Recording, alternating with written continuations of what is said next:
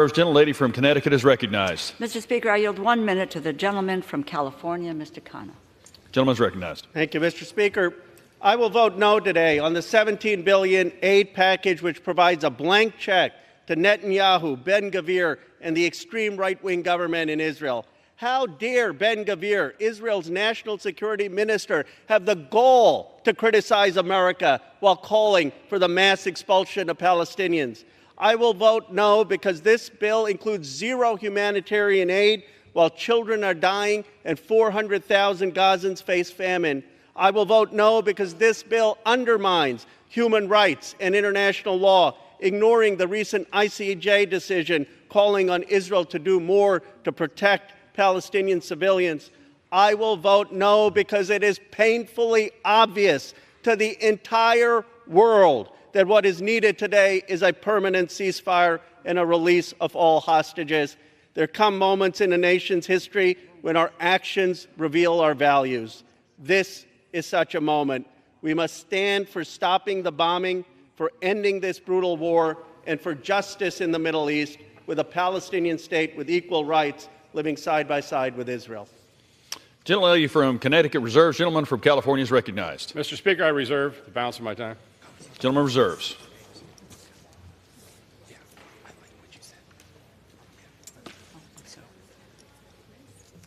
From Connecticut is recognized. Sorry. I yield 1 minute to the gentlewoman from New York, Ms. Ocasio-Cortez. Gentlelady is recognized. I thank the chair. Mr. Speaker, more than 1,200 Israelis were killed on October 7th, and 136 remain hostage. In response, 27,478 Palestinians have been killed, 70% of whom are women and children. And most Gazans today cannot reach a fully functioning hospital. This is not war. This is slaughter. And yet, after all this destruction and devastation, the Netanyahu government is still nowhere close to their stated objective of destroying Hamas. Moreover, the United States has our own requirements outlining the transfer of weapons to forces engaged in gross human rights violations. We have a responsibility to honor those laws, to facilitate a bilateral ceasefire, to move to end this campaign of mass casualty and loss of life that risks bringing the entire region closer to a wider, deadlier conflict. This bill contains $17 billion on top of the billions we already transfer every year with no conditions and no humanitarian aid for the most vulnerable. Everyday Americans should not tolerate this squandering of our resources without oversight on such an inhumane and ineffective operation, especially when we are living paycheck to paycheck and they cannot see their Congress address their most basic material concerns. I yield back. Gentlelady from Connecticut reserves. Gentleman from California is recognized. Mr. Speaker, I reserve the balance of my time. Gentleman reserves. Gentlelady from Connecticut is recognized. Mr. Speaker, I yield 1 minute to the gentlewoman from Michigan, Ms. Tlaib. Gentlelady is recognized. Here we go again.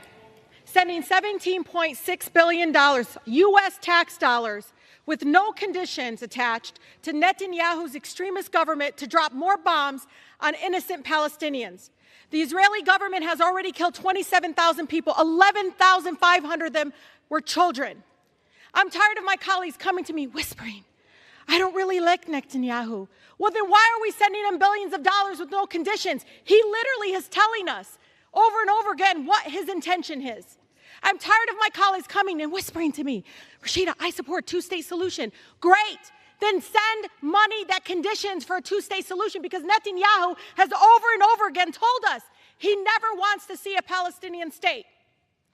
So I'm tired. I oppose Netanyahu's war crimes and want him gone too. But many of my colleagues that continue to tell me that do not want to condition the aid. They give it to a genocidal maniac. My message to my colleagues is simple. If you don't support Netanyahu, if you're disgusted by the countless videos of lifeless children pulled out of the rubble, if you actually believe in upholding human rights and international law, vote no on a blank check to Netanyahu's genocide. Gentlelady's time's expired. Thank you. Gentlelady from Connecticut reserves. Gentleman from California is recognized. I would say the folks that believe in genocide is Hamas. I yield to the gentleman from Florida, the chairman of the State and Foreign Operations Subcommittee, Mr. Diaz-Balart. 2.5 minutes. Gentleman's recognized. Mr. Speaker, thank you. Let me first thank the gentleman from California, Chairman Calvert, for his leadership in drafting this critical bill, along with the Chairwoman Kay Granger and the leadership for bringing this forward. As Mr. Calvert just said, yes, there has been genocide, but the genocide has been from Hamas, And if the world needed yet another reminder of the importance of Israel as a safe haven for the Jewish people, then the attacks of October 7th should be that wake-up call. This is not that complicated. I've been disgusted and shocked by some of the things that we've been hearing, including the sheer glee and displayed in celebrations across, even in this country, because of the murders of October. And remember, those grotesque celebrations and demonstrations happened before Israel even began its military action to defend Israelis, again in Gaza. So let's be clear. Those demonstrations, those statements, those celebrations were and are in favor of the terrorist group Hamas.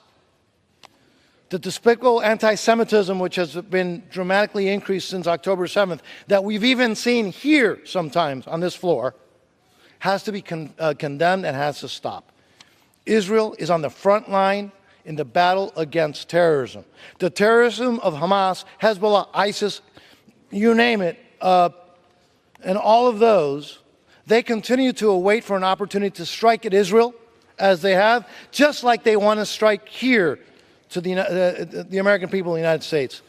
Israel and the United States do not want violence. But the problem is that the terrorists do, and they are the ones who have killed and butchered and maimed innocent Israelis. Again, last November, the House passed another Israel security supplemental, which was fully offset by a rescission of the IRS funding, and that was the reason why the White House claimed that they opposed that bill. Well, now there are zero excuses to oppose this bill. This bill does one thing, Mr. Speaker. It provides urgently needed funding for our friend and ally Israel to defeat the terrorists that they are dealing with. The United States must stand with Israel and to eradicate terrorism. This is not that complicated. You can use every excuse in the world and again with the purpose of supporting Hamas and justifying the murders. This bill stands with Israel. No ifs, no ands, no buts. I'm grateful to Chairman Calvert for bringing this important piece of legislation, and I wholeheartedly support it. I yield back. Gentleman from California reserves. Gentlelady from Connecticut is recognized. Mr. Speaker, I yield 1 minute to the gentlewoman from California, the distinguished ranking member of the State and Foreign Operations Subcommittee, Ms. Lee. Gentlelady is recognized. Thank you very much. I want to thank the gentlelady for yielding and for her strong leadership. Mr. Speaker, I rise to oppose H.R. 7217. The United States and the world are facing a very dangerous time, with the risk of being pulled deeper and deeper into conflicts across the globe. Meanwhile, millions of people around the world are facing violence, dislocation, and hunger. This bill really is not a serious effort. As the ranking member of the State and Foreign Operations Subcommittee, I cannot support a bill that fails to meet the challenges of this moment and abandons those most in need of humanitarian assistance. And yes, this bill undermines the United States policy which supports a two-state solution.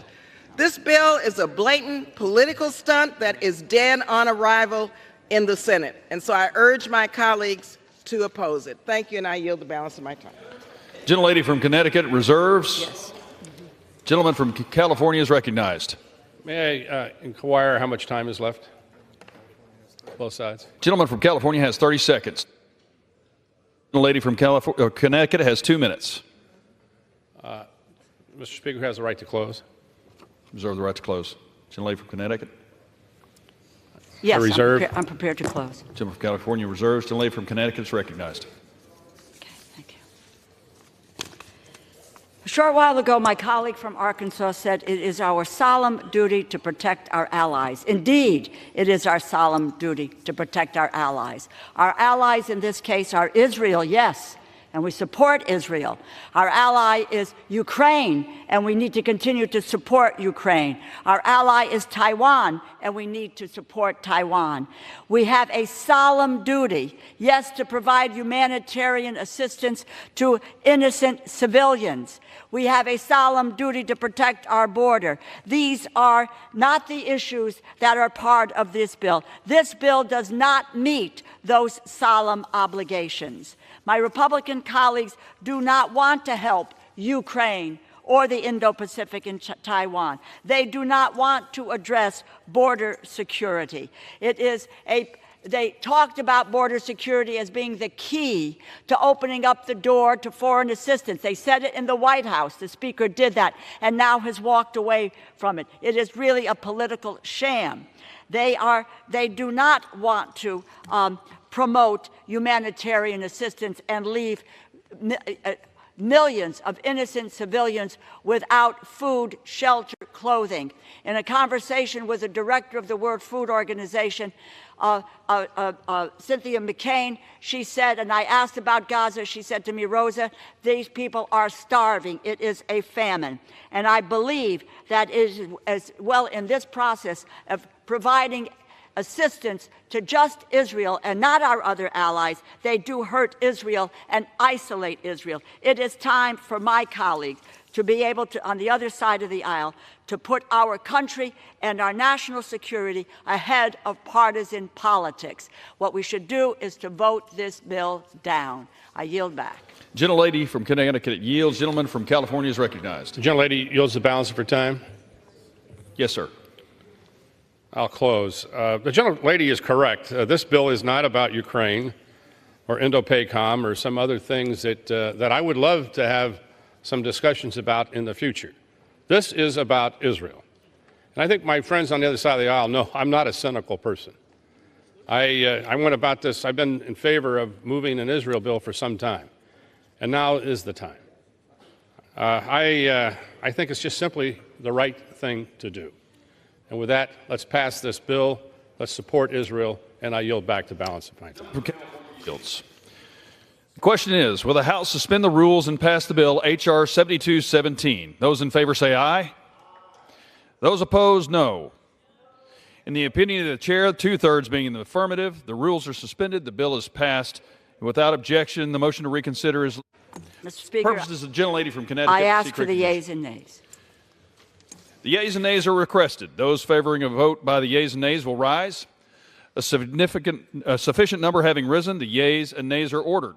Pursuant to Clause 8 of Rule 20, further proceedings on this question are postponed. Proceedings will resume on questions previously postponed. Votes will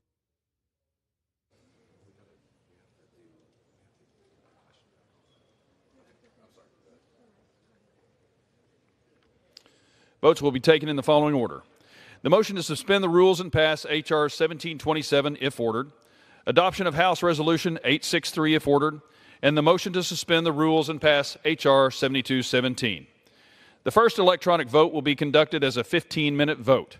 Pursuant to Clause 9 of Rule 20, remaining electronic votes will be conducted as 5-minute votes. Pursuant to Clause 8 of Rule 20, the unfinished business is the question on suspending the rules and passing H.R. 1727 as amended, which the clerk will report by title. Union Calendar Number 297, H.R. 1727, a bill to amend the Chesapeake and Ohio Canal Development Act to extend the Chesapeake and Ohio Canal National Historical Park Commission. The question is, will the House suspend the rules and pass the bill as amended? So many as are in favor say aye. Those opposed, no. In the opinion of the chair, 2/3 being in the affirmative, the rules are suspended. For what purposes the gentleman from California seek recognition? Mr. Speaker, I demand the yeas and nays. The yeas and nays are requested. Those favoring a vote by the yeas and nays will rise. A sufficient number having risen, the yeas and nays are ordered. Members will record their votes by electronic device. This is a 15-minute vote.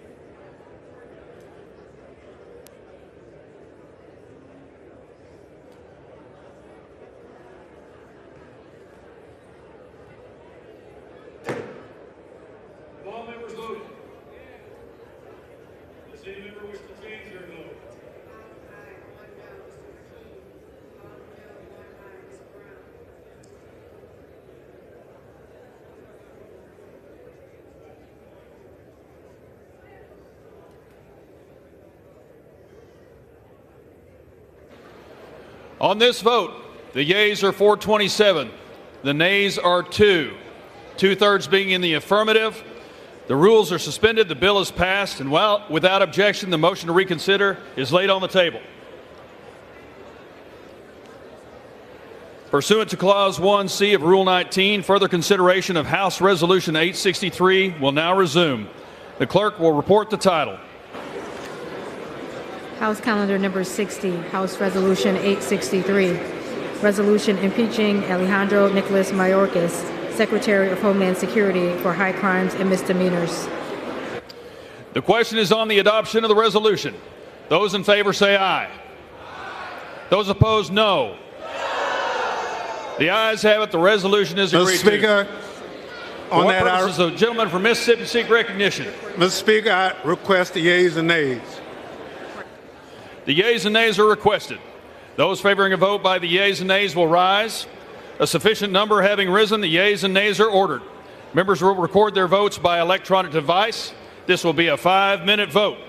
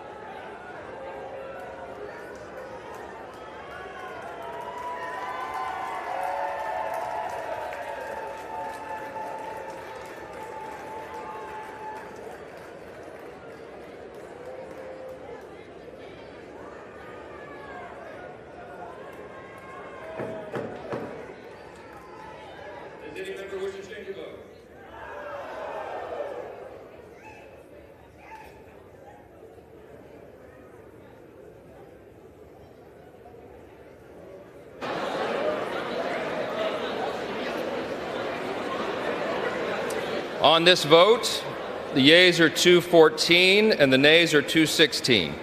The resolution is not adopted.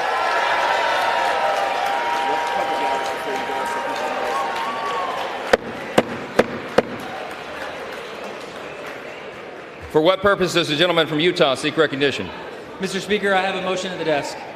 The clerk will report the motion. Mr. Moore of Utah moves to reconsider the vote on adoption of House Resolution 863. The question is on the motion to reconsider. Those in favor say aye. Aye. Those opposed say no. No. The ayes have it. Mr. Speaker. The gentleman from Utah. Mr. Speaker, I request the yeas and nays. The yeas and nays are requested. Those favoring a vote by the yeas and the nays will rise. A sufficient number having risen, the yeas and nays are ordered. Pursuant to Clause 8 of Rule 20, further proceedings on this question are postponed. Pursuant to Clause 8 of Rule 20, the unfinished business is the vote on the motion to suspend the rules and pass H.R. 7217, on which the yeas and nays are ordered. The clerk will report the title. H.R. 7217, a bill making emergency supplemental appropriations to respond to the attacks in Israel for the fiscal year ending September 30th, 2024, and for other purposes. The question is, will the House suspend the rules and pass the bill? Members will record their votes by electronic device. This is a 5-minute vote.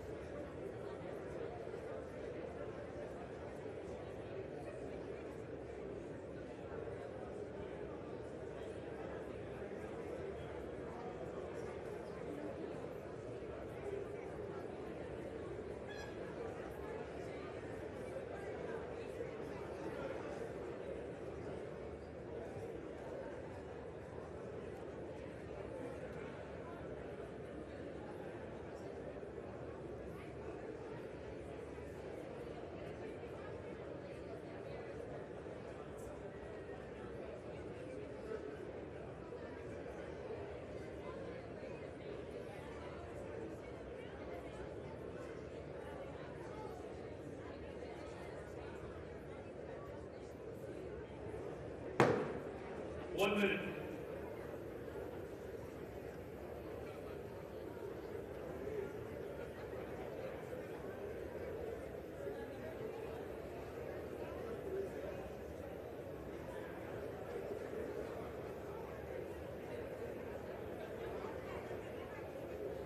Frustration, but I got to go to an event, guys. I'm really sorry. I'll catch you later. It's frustration. You'll see it again, though. It'll come up on the floor soon? Yeah. This question on House Resolution 996 and adoption of a House Resolution 996 if ordered. The first electronic vote will be conducted as a 15-minute vote.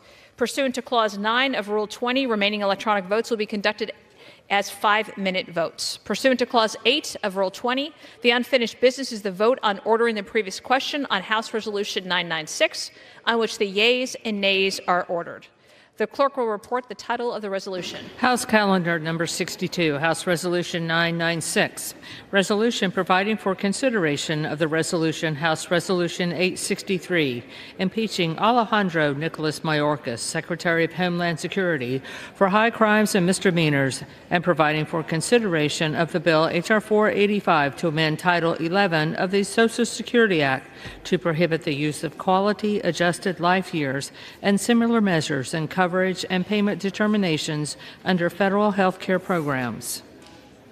The question is on ordering the previous question on the resolution. Members will record their vote by electronic device.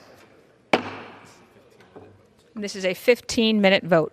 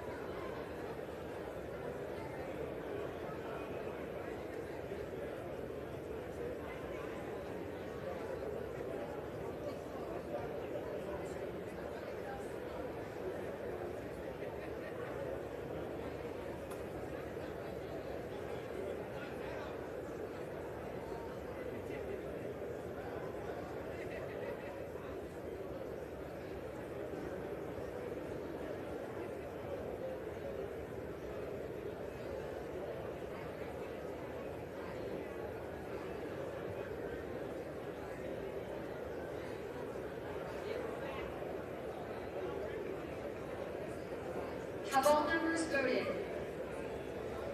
Does any member wish to change a vote?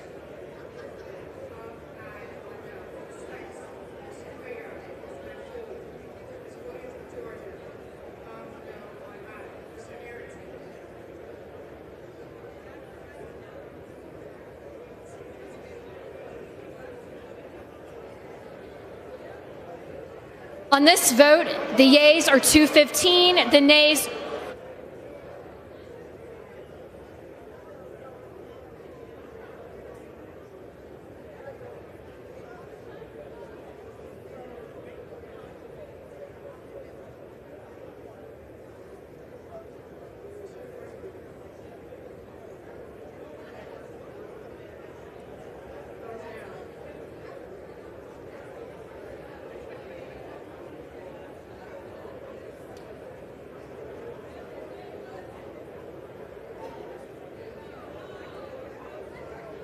On this vote, the yeas are 215, the nays are 207. The previous question is ordered.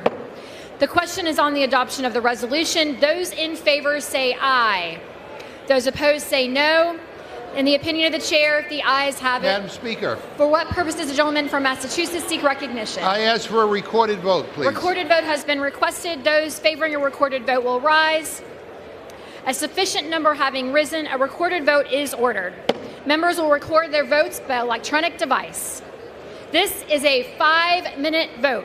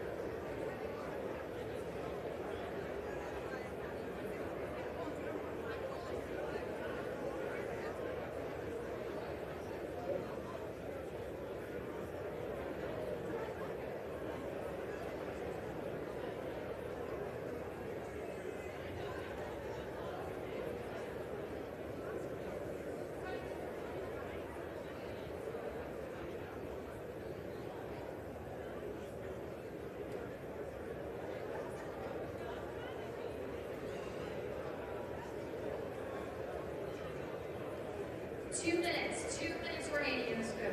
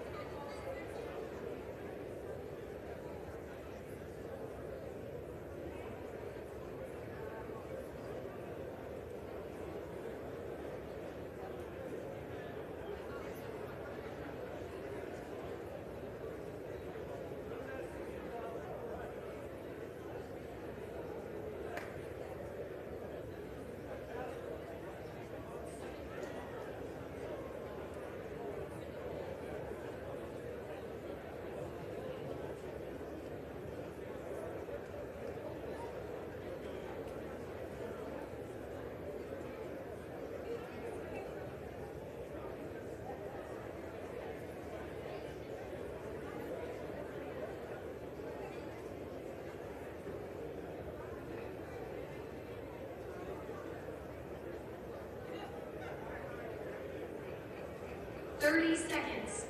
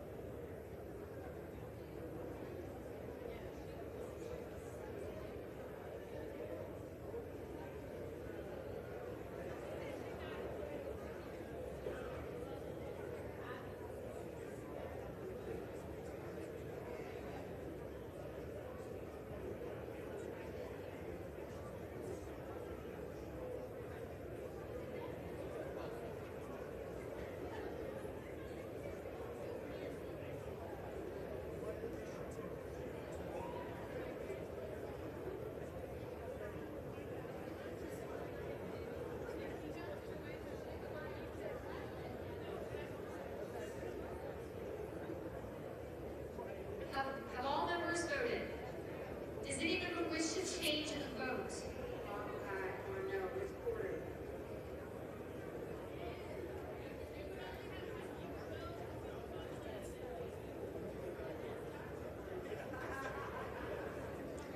On this vote, the yeas are 216, the nays are 209. The resolution is adopted.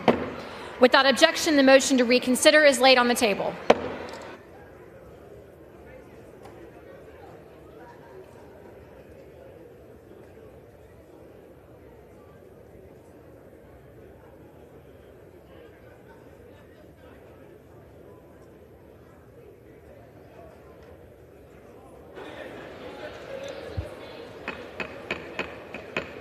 The House will be in order.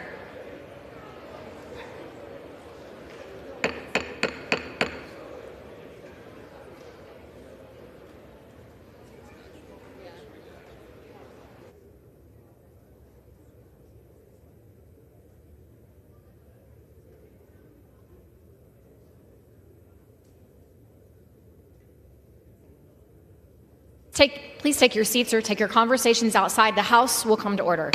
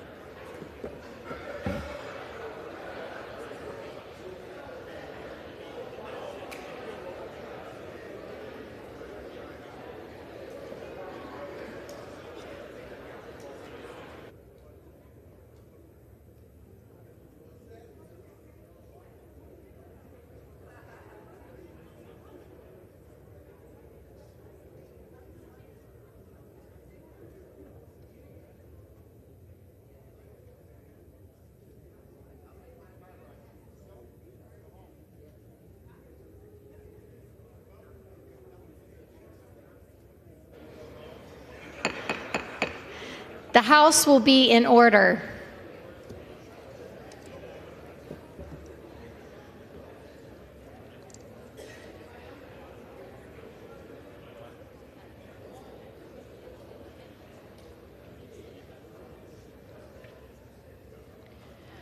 For what purpose does the gentleman from Tennessee seek recognition? Madam Speaker, pursuant to House Resolution 996, I call up House Res 863 and ask for the immediate consideration in the House. The House will be in order. Please take your seats or take your conversations outside. The clerk will report the resolution. House Calendar number 60, House Resolution 863. Resolved that Alejandro Nicholas Mayorkas, Secretary of Homeland Security of the United States of America, is impeached for high crimes and misdemeanors, and that the following articles of impeachment be exhibited to the United States Senate. Articles of impeachment exhibited by the House of Representatives of the United States of America in the name of itself and of the people of the United States of America against Alejandro N. Mayorkas, Secretary of Homeland Security of the United States of America, and maintenance and support of its impeachment against him for high crimes and misdemeanors. Article 1, willful and systemic refusal to comply with the law. The Constitution provides that the House of Representatives shall have the sole power of impeachment, and that the civil officers of the United States, including the Secretary of Homeland Security, shall be removed from office on impeachment for and conviction of treason, bribery, or other high crimes and misdemeanors. In his conduct while Secretary of Homeland Security, Alejandro N. Mayorkas, in violation of his oath to support and defend the Constitution of the United States against all enemies, foreign and domestic, to bear true faith and allegiance to the same, and to well and faithfully discharge the duties of his office, has willfully and systemically refused to comply with federal immigration laws, and that throughout his tenure as Secretary of Homeland Security, Alejandro N. Mayorkas has repeatedly violated laws enacted by Congress regarding immigration and border security. In large part because of his unlawful conduct, millions of aliens have illegally entered the United States on an annual basis, with many unlawfully remaining in the United States.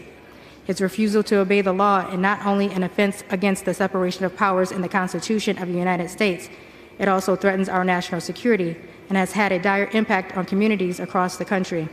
Despite clear evidence that his willful and systemic refusal to comply with the law has significantly contributed to unprecedented levels of illegal entrance, the increased control of the southwest border by drug cartels, and the imposition of enormous costs on states and localities affected by the influx of aliens, Alejandro N. Mayorkas has continued in his refusal to comply with the law, and thereby acted to the grave detriment of the interests of the United States. Alejandro N. Mayorkas engaged in this scheme or course of conduct through the following means. 1. Alejandro N. Mayorkas willfully refused to comply with the detention mandate set forth in Section 235B2A of the Immigration and Nationality Act, requiring that all applicants for admission who are not clearly and beyond a doubt entitled to be admitted shall be detained for a removal proceeding. Instead of complying with his requirement, Alejandro N. Mayorkas implemented a catch-and-release scheme whereby such aliens are unlawfully released, even without effective mechanisms to ensure appearances before the immigration courts for removal proceedings or to ensure removal in the case of alien ordered removed. 2. Alejandro N. Mayorkas willfully refused to comply with the detention mandate set forth in Section 235B1B II of such act, requiring that an alien who is placed into expedited removal proceedings and determined to have a credible fear of prosecution shall be detained for further consideration of the application for asylum. Instead of complying with this requirement, Alejandro N. Mayorkas implemented a catch-and-release scheme whereby such aliens are unlawfully released, even without effective mechanisms to ensure appearances before the immigration courts for removal proceedings or to ensure removal in the case of aliens ordered removed. 3. Alejandro N. Mayorkas willfully refused to comply with the detention set forth in Section 235B1B III-4 of such act, requiring that an alien who is placed into expedited removal proceedings and determined not to have a credible fear of persecution shall be detained until removed. Instead of complying with this requirement, Alejandro N. Mayorkas has implemented a catch-and-release scheme whereby such aliens are unlawfully released, even without effective mechanisms to ensure appearances before the immigration courts for removal proceedings or to ensure removed in the case of aliens ordered removed. 4. Alejandro Mayorkas willfully refused to comply with the detention mandate set forth in Section 236C of such act, requiring that a criminal alien who is inadmissible or deportable on certain criminal and terrorism-related grounds shall be taken into custody when the alien is released from law enforcement custody. Instead of complying with this requirement, Alejandro Mayorkas issued guidelines for the enforcement of civil immigration laws, which instructs Department of Homeland Security, here and thereafter referred to as DHS, officials that the fact an individual is a removable non-citizen shall not alone be the basis of an enforcement action against them, and that DHS personnel should not rely on the fact of conviction alone, even with respect to aliens subject to mandatory arrest and detention pursuant to Section 236C of such act, to take them into custody. In Texas versus United States, 40 F. 4th 205, 2022, the United States Court of Appeals for the Fifth Circuit concluded that these guidelines had every indication of being a general policy that is so extreme as to amount to an abdication of statutory responsibilities, and that its replacement of Congress's statutory mandates with concerns of equity and race is extra-legal and plainly outside the bounds of the power conferred by the INA. 5. Alejandro Mayorkas willfully refused to comply with the detention mandate set forth in Section 241A2 of such act, requiring that an alien ordered removed shall be detained during the removal period. Instead of complying with this mandate, Alejandro Mayorkas issued guidelines for the enforcement of civil immigration laws, which instructs DHS officials that the fact an individual is a removable non-citizen shall not alone be the basis of an enforcement action against them, and that DHS personnel shall not rely on the fact of conviction alone, even with respect to aliens subject to mandatory detention and removal pursuant to Section 241A of such act. 6. Alejandro Mayorkas willfully exceeded his parole authority set forth in Section 212D5A of such act that permits parole to be granted only on a case-by-case basis, temporarily and for urgent humanitarian reasons or significant public benefit, in that A. Alejandro Mayorkas paroled aliens en masse in order to release them from mandatory detention, despite the fact that, as the United States Court of Appeals for the Fifth Circuit concluded in Texas versus Biden, 20 F. 4th 928, 2021, paroling every alien, DHS, cannot detain in the opposite of the case-by-case basis determines required by law, and DHS's pretended power to parole aliens while ignoring the limitations Congress imposed on the parole power is not non-enforcement. It's misenforcement, suspension of the INA, or both. B. Alejandro Mayorkas created, reopened, or expanded a series of categorical parole programs never authorized by Congress for foreign nationals outside of the United States, including for certain Central American minors, Ukrainians, Venezuelans, Cubans, Haitians, Nicaraguans, Colombians, Salvadorians, Guatemalans, Hondurans, which enabled hundreds of thousands of inadmissible aliens to enter the United States in violation of the laws enacted by Congress. 7. Alejandro Mayorkas willfully exceeded his release authority set forth in Section 236A of such act that permits, in certain circumstances, the release of aliens arrested on an administrative warrant, and that Alejandro Mayorkas released aliens arrested without a warrant, despite their being subject to a separate applicable mandatory detention requirement set forth in Section 235B2 of such act. Alejandro Mayorkas released such aliens by retroactively issuing administrative warrants in an attempt to circumvent Section 235B2 of such act. In Florida versus United States, number 3:21 CV 1066 TKW ZCB, ND, Florida, March 8, 2023, the United States District Court of the Northern District of Florida noted that this sleight of hand using an arrest warrant as a de facto release warrant is administrative sophistry at its worst. In addition, the court concluded that what makes DHS's application of 236A in this matter unlawful is that 235B2, not 236A, governs the detention of applicants for admission whom DHS places in removal proceedings after inspection. Alejandro N. Mayorkas' willful and systemic refusal to comply with the laws has had calamitous consequences for the nation and the people of the United States, including: 1. During fiscal years 2017 through 2020, an average of about 590,000 aliens each fiscal year were encountered as inadmissible aliens at ports of entry on the southwest border or apprehended between ports of entry. Therefore, during Alejandro N. Mayorkas' tenure in office, that number skyrocketed to over 1,400,000 in fiscal year 2021, over 2,300,000 in fiscal year 2022, and over 2,400,000 in fiscal year 2023. Similarly, during fiscal year 2017 through 2020, an average of 130,000 persons who were not turned back or apprehended after making an illegal entry were observed along the border each fiscal year. During Alejandro N. Mayorkas' tenure in office, that number more than trebled to 400,000 in fiscal year 2021, 600,000 in fiscal year 2022, and 750,000 in fiscal year 2023.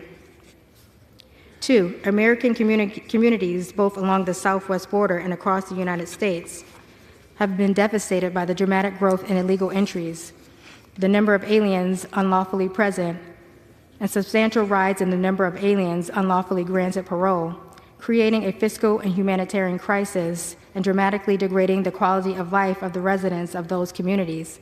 For instance, since 2022, more than 150,000 migrants have gone through New York City's shelter intake system.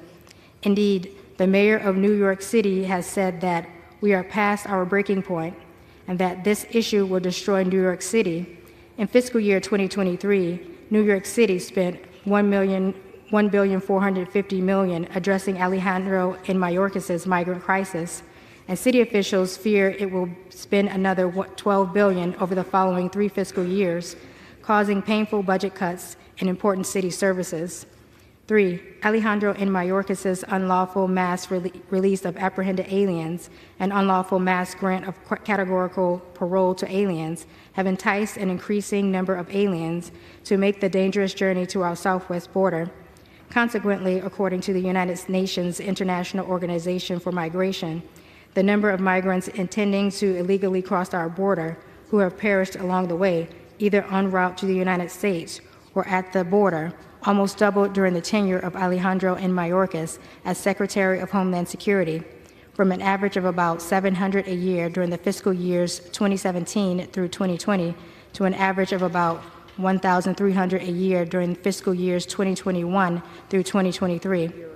4. Alien smuggling organizations have gained tremendous wealth during Alejandro N. Mayorkas' tenure as Secretary of Homeland Security, with their estimated revenues rising from about $500 billion in 2018 to approximately $13 billion in 2022. 5. During Alejandro N. Mayorkas' tenure as Secretary of Homeland Security, the immigration court backlog has more than doubled from about 1,300,000 cases to over 3 million cases. The exploding backlog is destroying the court's ability to administer justice and provide appropriate relief in a time frame that does not run into years or even decades. As Alejandro N. Mayorkas acknowledged, those who have a valid claim to asylum often wait years for a decision. Likewise, non-citizens who will ultimately be found ineligible for asylum or other protection, which occurs in the majority of cases, often have spent many years in the United States prior to being ordered removed. He noted that of aliens placed in expedited removal proceedings and found to have a credible fear of persecution, and thus referred to immigration judges for removal proceedings, significantly fewer than 20% were ultimately granted asylum, and only 28% of cases decided on their merits are grants of relief. Alejandro N. Mayorkas also admitted that the fact that migrants can wait in the United States for years before being issued a final order denying relief, and that many such individuals are never actually removed, likely incentivizes migrants to make the journey north. 6. During Alejandro Mayorkas' tenure as Secretary of Homeland Security, approximately 450,000 unaccompanied alien children have been encountered at the southwest border, and the vast majority have been released into the United States. As a result, there has been a dramatic upsurge in migrant children being employed in dangerous and exploitive jobs in the United States.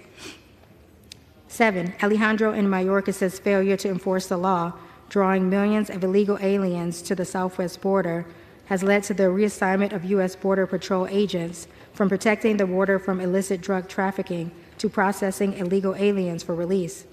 As a result, during Alejandro Mayorkas' tenure as Secretary of Homeland Security, the flow of fentanyl across the border and other dangerous drugs, both at and between ports of entry, has increased dramatically. U.S. Customs and Border Protection seized approximately 4,800 pounds of fentanyl in fiscal year 2020, approximately 11,200 pounds in fiscal year 2021, approximately 14,700 pounds in fiscal year 2022, and approximately 27,000 pounds in fiscal year 2023. Over 70,000 Americans died from fentanyl poisoning in 2022, and fentanyl is now the #1 killer of Americans between the ages of 18 and 45. 8. Alejandro Mayorkas has degraded public safety by leaving wide swaths of the border effectively unpatrolled as U.S. Border Patrol agents are diverted from guarding the border to processing unlawful release, the heightening waves of apprehended aliens, many who now seek out agents for the purpose of surrendering with the now reasonable expectation of being released and granted work authorization. And federal air marshals are diverted from protecting the flying public to assist in such processing. 9. During Alejandro Mayorkas' tenure as Secretary of Homeland Security, the U.S. Border Patrol has encountered an increasing number of aliens on the terrorist watch list. In fiscal year 2017 through 2020 combined, 11 non-citizens on the terrorist watch list were caught attempting to cross the southwest border between ports of entry. That number increased to 15 in fiscal year 2021, 98 in fiscal year 2022, 169 in fiscal year 2023, and 49 so far in fiscal year 2024. Additionally, in United States versus Texas 599 U.S. 670, 2023, the United States Supreme Court heard a case involving Alejandro Mayorkas' refusal to comply with certain federal immigration laws that are at issue in this impeachment. The Supreme Court held that states have no standing to seek judicial relief to compel Alejandro Mayorkas to comply with certain legal requirements contained in the Immigration and Nationality Act. However, the Supreme Court held that even though the federal courts lack Article III jurisdiction over this suit, other forums remain open for examining the executive branch's enforcement policies. For example, Congress possesses an array of tools to analyze and influence those policies, and those are political checks for the political process. One such critical tool for Congress to influence the executive branch to comply with the immigration laws of the United States is impeachment. The dissenting justice noted, the court holds Texas lacks standing to challenge a federal policy that inflicts substantial harm on the state and its residents by releasing illegal aliens with criminal convictions for serious crimes. In order to reach this conclusion, the court holds that the only limit on the power of a president to disobey a law, like the important provisions at issue, is Congress's power to employ the weapons of interbranch warfare. As the dissenting justice explained, Congress may wield what the Solicitor General described as political tools, which presumably means such things as impeachment and removal. Indeed, during oral argument, the justice who authored the majority opinion stated that the Solicitor General, I think your position is, instead of judicial review, Congress has to resort to shutting down the government or impeachment or dramatic steps. Here, in light of the inability of injured parties to seek judicial relief to remedy the refusal of Alejandro Mayorkas to comply with federal immigration laws, impeachment is Congress's only viable option. In all of this, Alejandro Mayorkas willfully and systemically refused to comply with the immigration laws, failed to control the border to the detriment of national security, compromised public safety, and violated the rule of law and separation of powers in the Constitution to the manifest injury of the people of the United States. Wherefore, Alejandro N. Mayorkas, by such conduct, has demonstrated that he will remain a threat to the national and border security, the safety of the United States people, and the Constitution if allowed to remain in office, and has acted in a manner grossly incompatible with his duties and the rule of law. Alejandro N. Mayorkas thus warrants impeachment and trial, removal from office, and disqualification to hold and enjoy any office of honor, trust, or profit under the United States. Article 2, breach of public trust. The Constitution provides that the House of Representatives shall have the sole power of impeachment, and that civil officers of the United States, including the Secretary of Homeland Security, shall be removed from office or impeachment for and conviction of treason, bribery, or other high crimes and misdemeanors. In his conduct while Secretary of Homeland Security, Alejandro N. Mayorkas, in violation of his oath to well and faithfully discharge the duties of his office, has breached the public trust, and that Alejandro N. Mayorkas has knowingly made false statements and knowingly obstructed lawful oversight of the Department of Homeland Security, herein thereafter referred to as DHS, principally to obfuscate the results of willful and systemic refusal to comply with the law. Alejandro N. Mayorkas engaged in this scheme or course of conduct through the following means. 1. Alejandro N. Mayorkas knowingly made false statements to Congress that the border is secure, that the border is no less secure than it was previously, that the border is closed, and that DHS has operational control of the border, as that term is defined in the Secure Fence Act of 2006. 2. Alejandro N. Mayorkas knowingly made false statements to Congress regarding the scope and adequacy of the vetting of the thousands of Afghans who were airlifted into the United States and then granted parole following the Taliban takeover of Afghanistan after President Biden's precipitous withdrawal of United States forces. 3. Alejandro N. Mayorkas knowingly made false statements that the apprehended aliens with no legal basis to remain in the United States were being quickly removed. 4. Alejandro N. Mayorkas knowingly made false statements supporting the false narrative that U.S. Border Patrol agents maliciously whipped illegal aliens. 5. Alejandro N. Mayorkas failed to comply with multiple subpoenas issued by congressional committees. 6.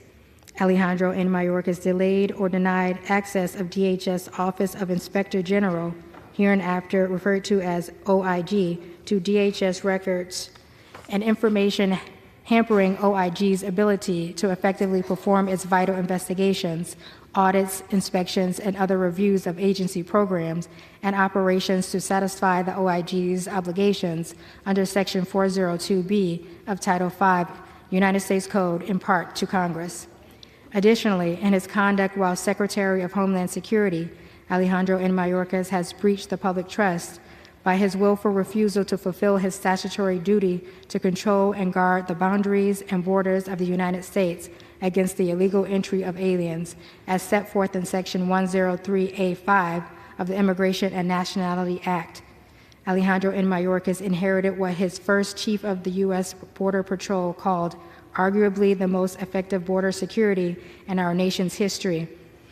Alejandro N. Mayorkas, however, proceeded to abandon effective border security initiatives without engaging in adequate alternative efforts that would enable DHS to maintain control of the border and guard against illegal entry. And despite clear evidence of the devastating consequences of his actions, he failed to take action to fulfill his statutory duty to control the border. According to his first chief of the U.S. Border Patrol, Alejandro N. Mayorkas similarly rejected the multiple options to reduce the illegal entries through the proven programs and consequences provided by civil servant staff at DHS. Despite clear evidence of the devastating consequences of his actions, he failed to take action to fulfill his statutory duty to control the border, and that, among other things, 1. Alejandro N. Mayorkas terminated the Migrant Protection Protocols, hereinafter referred to as MPP, in Texas versus Biden 20 F. 4th 928, 2021. The United States Court of Appeals for the Fifth Circuit explained that the district court pointed to evidence that the termination of MPP has contributed to the current border surge, citing DHS's own previous determinations that MPP had curbed the rate of illegal entries. The district court has also pointed out that the number of enforcement encounters, that is, instances where immigration officials encounter immigrants attempting to cross the southern border without documentation, have skyrocketed since MPP's termination. 2. Alejandro Mayorkas terminated contracts for border wall construction. 3. Alejandro Mayorkas terminated asylum cooperative agreements that would have equitably shared the burden of complying with international asylum accords. And all of this, Alejandro Mayorkas breached the public trust by knowingly making false statements to Congress and the American people and avoiding lawful oversight in order to obscure the devastating consequences of his willful and systemic refusal to comply with the law and carry out his statutory duties. He has also breached the public trust by willfully refusing to carry out his statutory duty to control the border and guard against illegal entry, notwithstanding the calamitous consequences of his abdication of that duty. Wherefore, Alejandro Mayorkas, by such conduct, has demonstrated that he will remain a threat to the national and border security, the safety of the American people, and to the Constitution if allowed to remain in office, and has acted in a manner grossly incompatible with his duties and the rule of law. Alejandro Mayorkas thus warrants impeachment and trial, removal from office, and disqualification to hold and enjoy any office of honor, trust, or profit under the United States. Pursuant to House Resolution 996, the amendment in the nature of a substitute recommended by the Committee of Homeland Security is adopted. The resolution shall be debatable for 2 hours, equally divided, and controlled by the chair and ranking member of the Committee of Homeland Security or their respective designees. The gentleman from Tennessee, Mr. Green, and the gentleman from Mississippi, Mr. Thompson, each will control 1 hour. The chair recognizes the gentleman from Tennessee. Madam Speaker, I ask unanimous consent that all members have 5 legislative days in which to revise and extend their remarks and to include extraneous material on H.Res. 863. Without objection. Thank you, Madam Speaker. I yield myself as much time as I may consume. The gentleman is recognized. Madam Speaker, I rise today to present 2 articles of impeachment against Department of Homeland Security Secretary Alejandro Mayorkas. Article 1 charges him with willful and systemic refusal to comply with the law. And Article 2 charges him with the breach of public trust. Since Secretary Mayorkas took office, we've all watched the unprecedented crisis at our borders unfold. We've seen the chaos. Under Secretary Mayorkas' watch, CBP has reported more than 8.5 million encounters at our borders, including more than 7 million apprehensions at the southwest border. Even more terrifying is the approximate 1.8 million known gotaways that Border Patrol agents detect but are unable to apprehend. Millions of those inadmissible aliens who are encountered are eventually released into our communities. This has never happened before in the history of the country, and it doesn't happen by accident. For nearly a year, the House Committee on Homeland Security conducted a thorough, fair, and comprehensive investigation into the causes, costs, and consequences of the border crisis. Our members saw firsthand numerous parts of the southwest border, spent time with law enforcement officers on the front lines, and spoke with real Americans about how the crisis is affecting them. We also conducted a field hearing and roundtable on the border that our Democrat colleagues refused to attend, burying their heads in the sand as if there wasn't a crisis. We published 7 total reports, totaling nearly 400 pages, to which Democrats never had a single substantive response. Instead, their only response was to simply shout MAGA louder and louder. And if that's a meaningful response to the millions of Americans suffering from, response to the millions of Americans suffering from this crisis.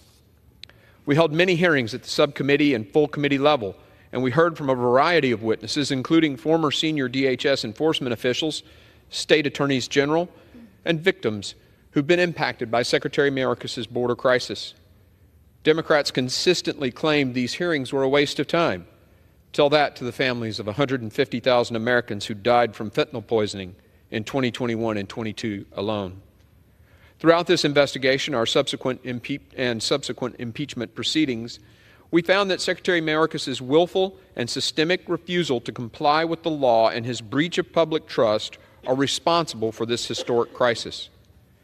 However, for almost a year, Democrats have turned a blind eye to the victims of the border crisis while berating us for spending what they believed was too much time investigating Secretary Mayorkas' lawless handling of our sovereign borders. Keep that in mind when you hear them claim now this impeachment is somehow rushed. The truth is this process has been painstakingly thorough. Unlike House Democrats, we take the use of impeachment extremely seriously. While I do not wish to be standing here presenting these articles today, we have exhausted all other options. Our oath to the Constitution now requires us to exercise this solemn duty. Secretary Mayorkas has explicitly refused to comply with the law. He has refused to obey the law. His refusal to obey the law has led to the death of our fellow citizens, and he no longer deserves to keep his job. What's unique here in the history of impeachments is that the Supreme Court just this summer denied the effective state's judicial review on many of these issues, but with the understanding that the result of doing so could mean the impeachment of a secretary. In oral argument, Justice Kavanaugh explained how he understood the position of the Biden administration if judicial review was denied, saying, and I quote, "I think your position is instead of judicial review, Congress has to resort to shutting down the government or impeachment or dramatic steps if some administration comes in and says we're not going to enforce laws, or at least not going to enforce the laws to the degree that Congress, by law, has said the laws should be enforced," end quote. In response, the Biden administration's Solicitor General agreed, saying, quote, "Well, I think that if those dramatic steps would be warranted, it would be in the face of a dramatic abdication of statutory responsibility by the executive," end quote. Today's articles of impeachment outline exactly that, a dramatic abdication of statutory responsibility by Secretary Mayorkas has occurred. Of the articles' 20 pages, 6 are solely dedicated to the laws Secretary Mayorkas has violated, while 4 more document his lies to Congress and the American people, and the violation of his statutory duty to control and guard our borders. We identify numerous unambiguous provisions of the Immigration and Nationality Act he has refused to enforce, laws requiring him to detain inadmissible aliens and limit his ability to grant people parole. We also highlight how programs he has created, such as various mass parole programs, are void of congressional authority. Secretary Mayorkas is the very type of public official the framers feared, someone who would cast aside the laws passed by a co-equal branch of government and replace those with his own preferences, hurting his fellow Americans in the process. He has directed the release of millions of inadmissible aliens into the country in violation of the INA, which requires them to be detained. He has abused the statute limiting parole to be issued only on a case-by-case and temporary basis for very specific limited reasons, instead overseeing more than 1.5 million paroles. He has created new categorical parole programs in defiance of the statute to further his mass release agenda. And he has directed Immigration and Customs Enforcement personnel not to detain all manner of illegal aliens, including criminal aliens. In his September 2021 enforcement guidance, the Secretary even directed that unlawful presence in the country was no longer sufficient grounds for removal, and that criminal convictions alone were not enough to warrant ICE attention. This is not about policy differences. We certainly object to Secretary Mayorkas' policies, but this goes far deeper.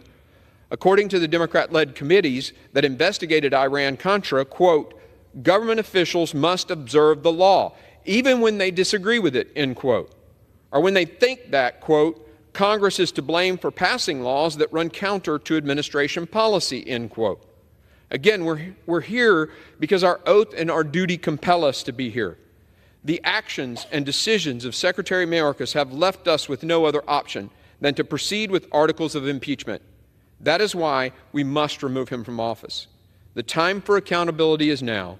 Thank you, and I reserve the balance of my time. The gentleman from Tennessee reserves. The gentleman from Mississippi is recognized. Thank you, Madam Speaker. I yield myself such time as I may consume.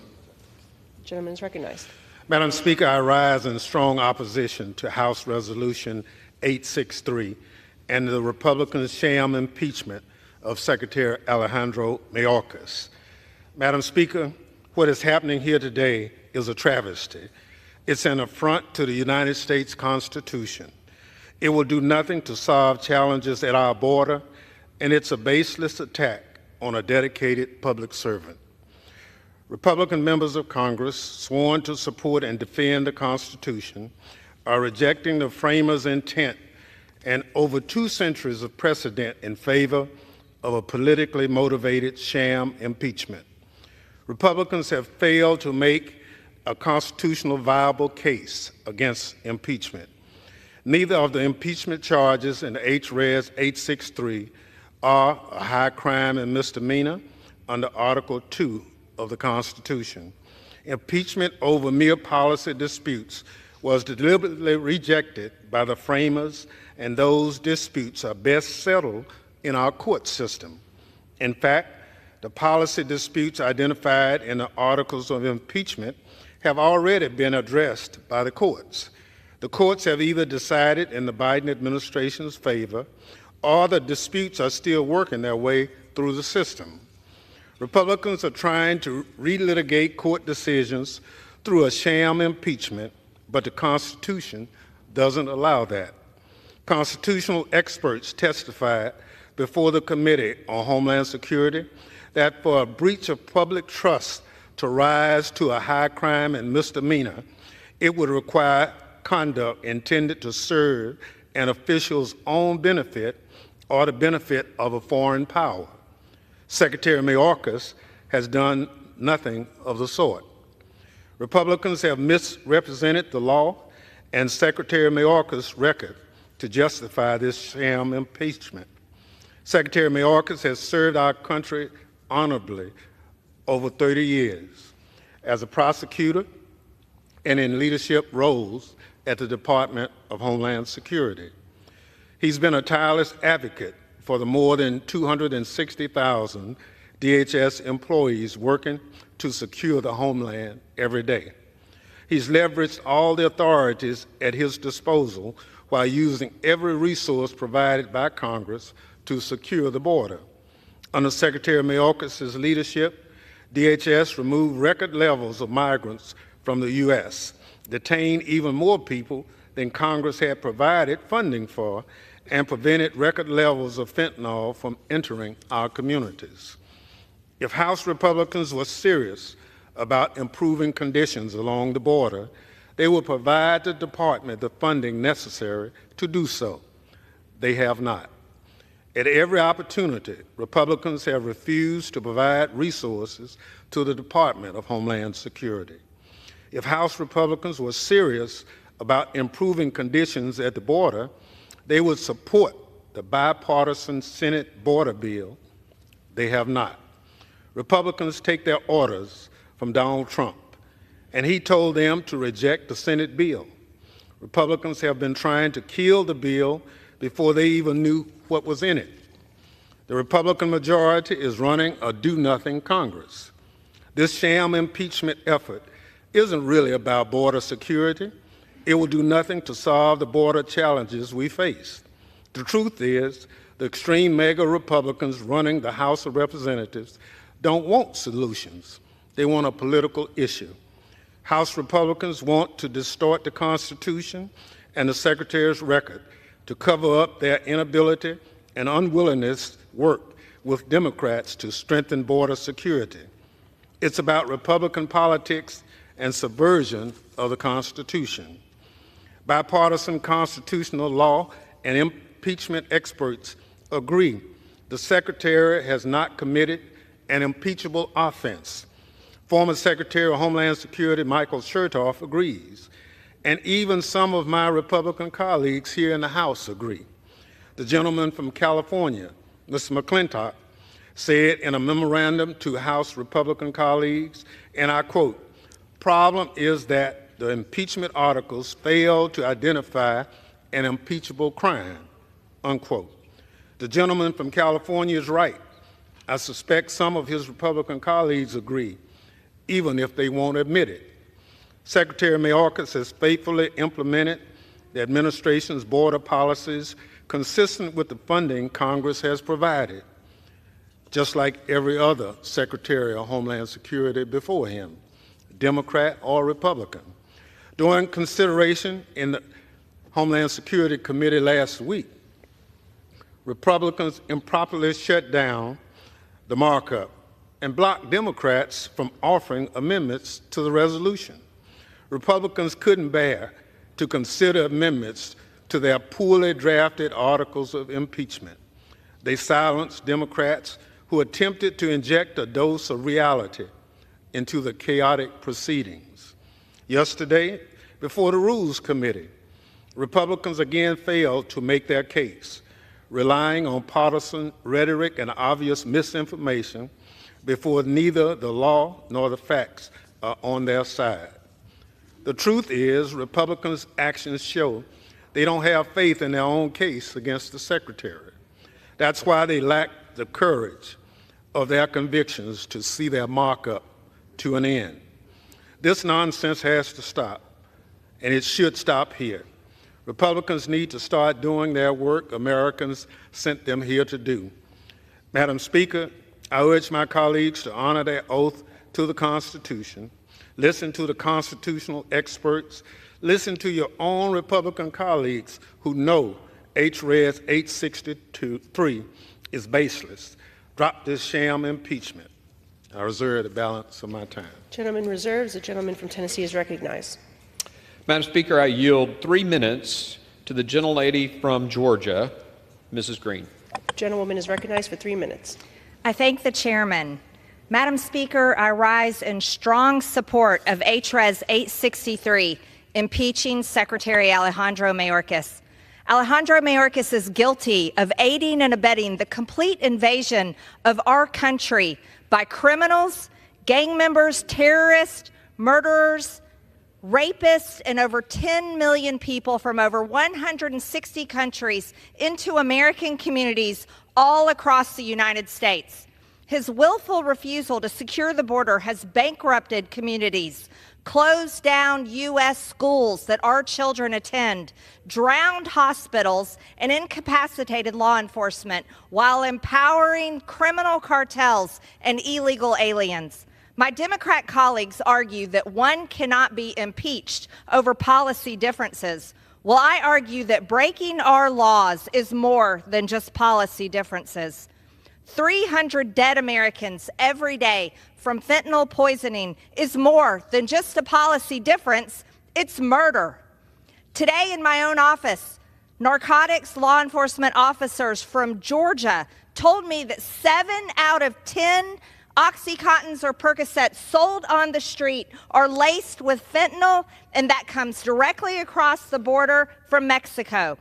Secretary Mayorkas has violated numerous provisions in the Immigration and Nationality Act, including unlawfully directing DHS to mass parole illegal aliens into the U.S. when federal law specifically prohibits this, and unlawfully implementing catch-and-release policies when federal law specifically mandates the detention and removal of inadmissible aliens. In fact, detention facilities under Mayorkas have been mostly vacant because of such unlawful policies. The largest detention facility in California, which can house almost 2,000 illegals, is currently housing only 6 illegal aliens. He has violated his oath of office and breached the public trust by willfully refusing to ensure the laws passed by Congress and signed into law by the President are faithfully executed as required by Article 2 of the Constitution. He has allowed over 10 million illegal border crossers to invade our country, approximately 2 million of whom are known gotaways. These are people who have completely evaded U.S. authorities and are roaming the interior of the American communities, assaulting, raping, and murdering Americans. And God help us if we have a terrorist attack on our land. His subversion of the law has resulted in the highest number of illegal alien encounters in a single day, in the highest number of illegal alien encounters in a single month, and the highest number of illegal alien encounters in a single year, surpassing every national record on each account. Gentlewoman's time has expired. I yield the lady an additional 15 seconds. His willful refusal to enforce the law has resulted in the most egregious national security crisis in the history of our country. Democrats are in a quandary. Either they must own the policies of murder and crime of American citizens, or they can admit Secretary Mayorkas has broken federal laws and vote to impeach Secretary Mayorkas. Gentlewoman's time has expired. I reserve. Gentleman reserves. Gentleman from Mississippi is recognized.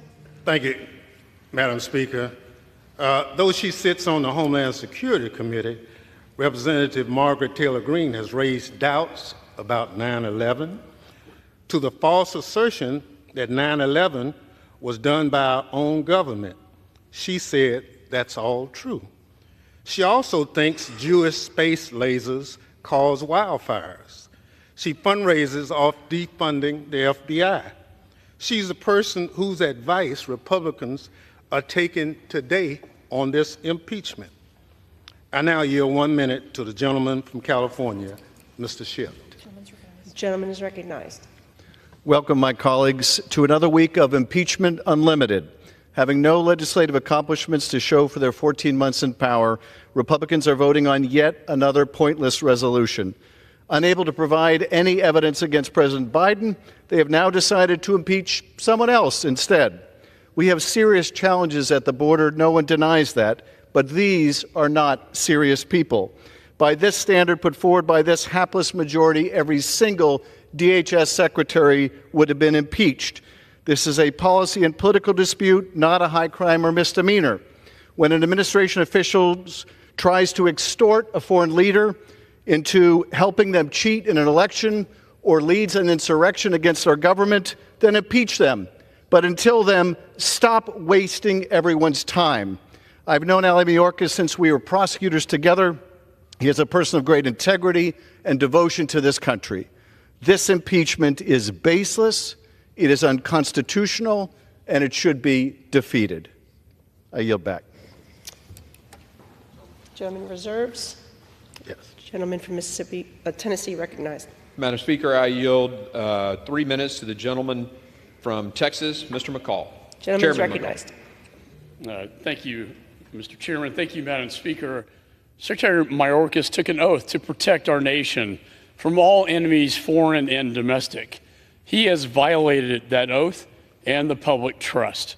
Today, I intend to personally uphold the oath of office that I swore to my country. In my 25 years of dealing with the border as a federal prosecutor and the former chairman of this committee, I've never seen it this broken. That's because of one man's actions, his refusal to enforce the law, his rescission of successful policies like Remain in Mexico, his breach of public trust, his dereliction of duty has led to 8 million encounters, 300 on the terror watch list, 2.3 million aliens released into the interior, enough to fill 13 states. 200,000 young Americans have died due to fentanyl poisoning. These numbers are clear. Secretary Mayorkas is the architect of destruction, and the legal justification for his impeachment is strong. In the Supreme Court decision, the United States versus the state of Texas, the court examined a statute that mandated, quote, the government shall take into custody any alien that has committed an aggravated felon. It's not discretionary, it's mandatory. By failing to uphold this law, he has released dangerous and violent criminals into our communities and has put every American life at risk. Supreme Court Justice Story in 1833 said, quote, where a Lord Admiral has neglected to safeguard the seas, that shall be deemed an impeachable offense. That's exactly the case we have here. Secretary Mayorkas, charged with defense of air, land, and sea, has failed to defend our borders. The founders clearly believed impeachable offenses included neglect of duty, violation of public trust, injury to society. When asked before the Supreme Court if impeachment is a proper remedy, President Biden's own Solicitor General said, quote, in the face of a dramatic abdication of statutory responsibility by the executive branch, such steps would be warranted, end of quote. Secretary Mayorkas is guilty of those impeachable offenses. He is destroying the fabric of this nation, and Americans agree. So today I will proudly stand up for our nation by voting to remove him from office, and I yield back. Reserve. The gentleman reserves. The gentleman from Mississippi is recognized. Madam Speaker, Secretary Mayorkas has invested significantly in stopping dangerous drugs like fentanyl entering the country and launched several efforts targeting smugglers, gangs, and cartels. Under Secretary Mayorkas' leadership, we've more personnel, technology, infrastructure, and resources on our borders than ever. I now yield 1 minute to the gentlelady from Nevada, Ms. Titus. The gentlewoman is recognized. Thank you very much. You know, considering this impeachment resolution is the fastest I've seen the House GOP move all session. That's because there's been no collection of evidence, only the manipulation of it. There's been no meaningful bipartisan engagement, only partisan political stunts. And there's been no due process. Instead, it's a deliberate disregard for the basis of our legal system. It has no constitutional precedent or basis, no real backing by Senate GOP counterparts who are going to hold the trial, no meaningful engagement with policy, and no support from respected legal scholars, political pundits, nor former DHS directors. History will remember this for what it is, an appeasement of the most extreme members of the MAGA base, and put very simply, the brown-nosing of a man with 91 indictments, several convictions, and 2 impeachments. And I yield back. Reserves. The gentleman from Tennessee is recognized. Madam Speaker, I yield 2 minutes to the gentleman from Oklahoma, Mr. Burkeen. Gentleman is recognized for 2 minutes. Thank you, Madam Speaker. I rise in support of this impeachment resolution. As Chairman Green of the Homeland Security Committee has reminded our committee often in recent weeks, James Madison, the father of our Constitution, once said, "If an unworthy man be continued in office by an unworthy president, the House of Representatives can at any time impeach him, and the Senate can remove him whether the president chooses or not." End of quote. This impeachment is not about policy difference, though we have them. It is absolutely because Secretary Mayorkas refuses to enforce the laws that are part of our nation's fabric. The rule of law matters. Nobody is above it, including Secretary Mayorkas. Contrary to what he and the President publicly claim, no new laws are needed to stop this crisis. They have created it. Section 212 of the Immigration and Nationality Act already grants them the authority to holler halt. We know that Mayorkas is aware of this provision. On day 5 of the Biden administration, the President suspended entry by those coming from UK, Ireland, Brazil, and South Africa. Secretary Mayorkas has left us with no other option other than impeachment because he refuses to enforce the law. I yield back. Gentleman reserves. Gentleman from Mississippi is recognized. Thank you very much. Madam Speaker, Republicans say this impeachment is not about policy disagreements, but every argument they make is about policies. Secretary Mayorkas has taken action to secure the border, but he's used different, more humane policies that are not practical, impeachable. I now yield 3 minutes to the gentlewoman from Massachusetts, our Democratic whip, Ms. Clark. Gentlewoman is recognized for 3 minutes. Thank you, Madam Speaker, and I thank the gentleman for yielding. We all agree something needs to be done to fix our broken immigration system. But when it comes to doing the work, finding the solutions, House Democrats have come to the table. President Biden has come to the table. The Senate has come to the table. But then there's the House GOP. As the MAGA extremists hold up our national security priorities, our commitment to our allies and to our own readiness, supposedly to strike a deal on immigration. The president says, let's get it done. And then he did. Instead of pursuing a bipartisan compromise, instead of strengthening the security of our border, advancing humane solutions, and doing their jobs, they're now impeaching the Secretary of Homeland Security without a single allegation of any impeachable crime? Not one. Impeaching a cabinet member without any evidence of high crimes or misdemeanors, that is the breach of public trust here. So the plan is to impeach the secretary, and then what? Will the majority invest in Border Patrol? No, their dream budget fires 2,000 Border Patrol agents. Just yesterday, Speaker Johnson ridiculed the men and women of Border Patrol for supporting the Senate bill, saying it's probably because it would give them a fair wage. This majority's contempt for working people, even those whose mission is to carry out border security, has no bounds. This extreme MAGA majority has repeatedly rejected funding for technology that is needed to stop the flow of fentanyl. But here we are. The extreme MAGA majority, what are they going to do about the border? Only this sham impeachment. And they've told us what the future holds. As one member across the aisle put it, they oppose action on immigration because it would boost Biden against Trump. That's all they care about. That's what this sham is about.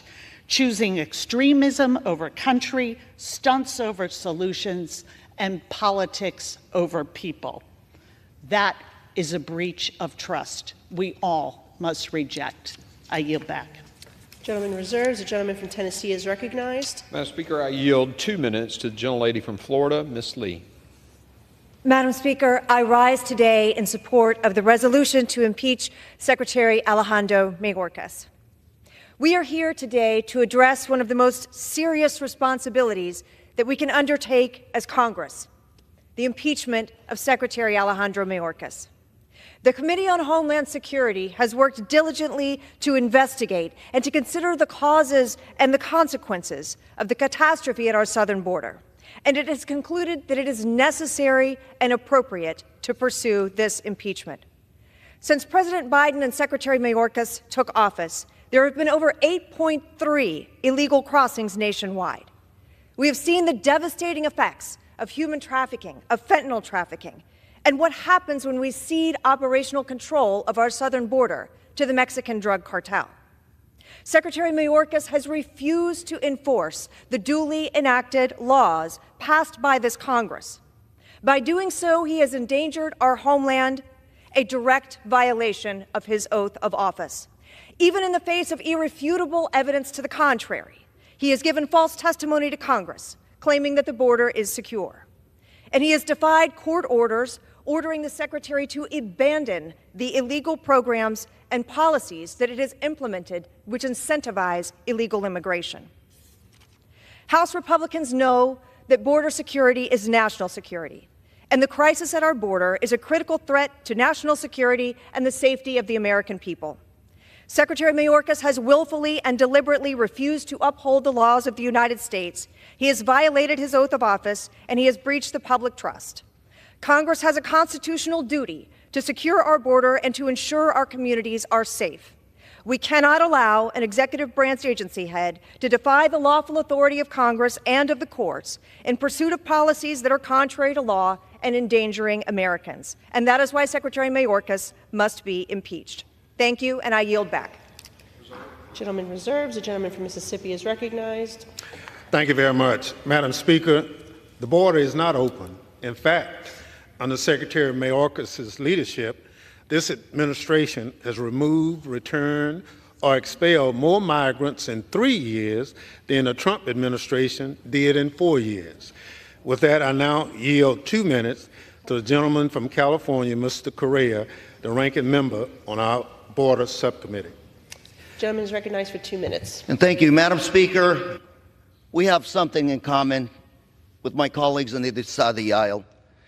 This country, Main Street, every one of our districts has a challenge with fentanyl. We've all witnessed the deaths in our communities, good young men and women, from fentanyl, from this scourge. But Secretary Mayorkas is doing his job. I want you to look at this graph. The seizures at the border of fentanyl, 2019, 2,800 pounds.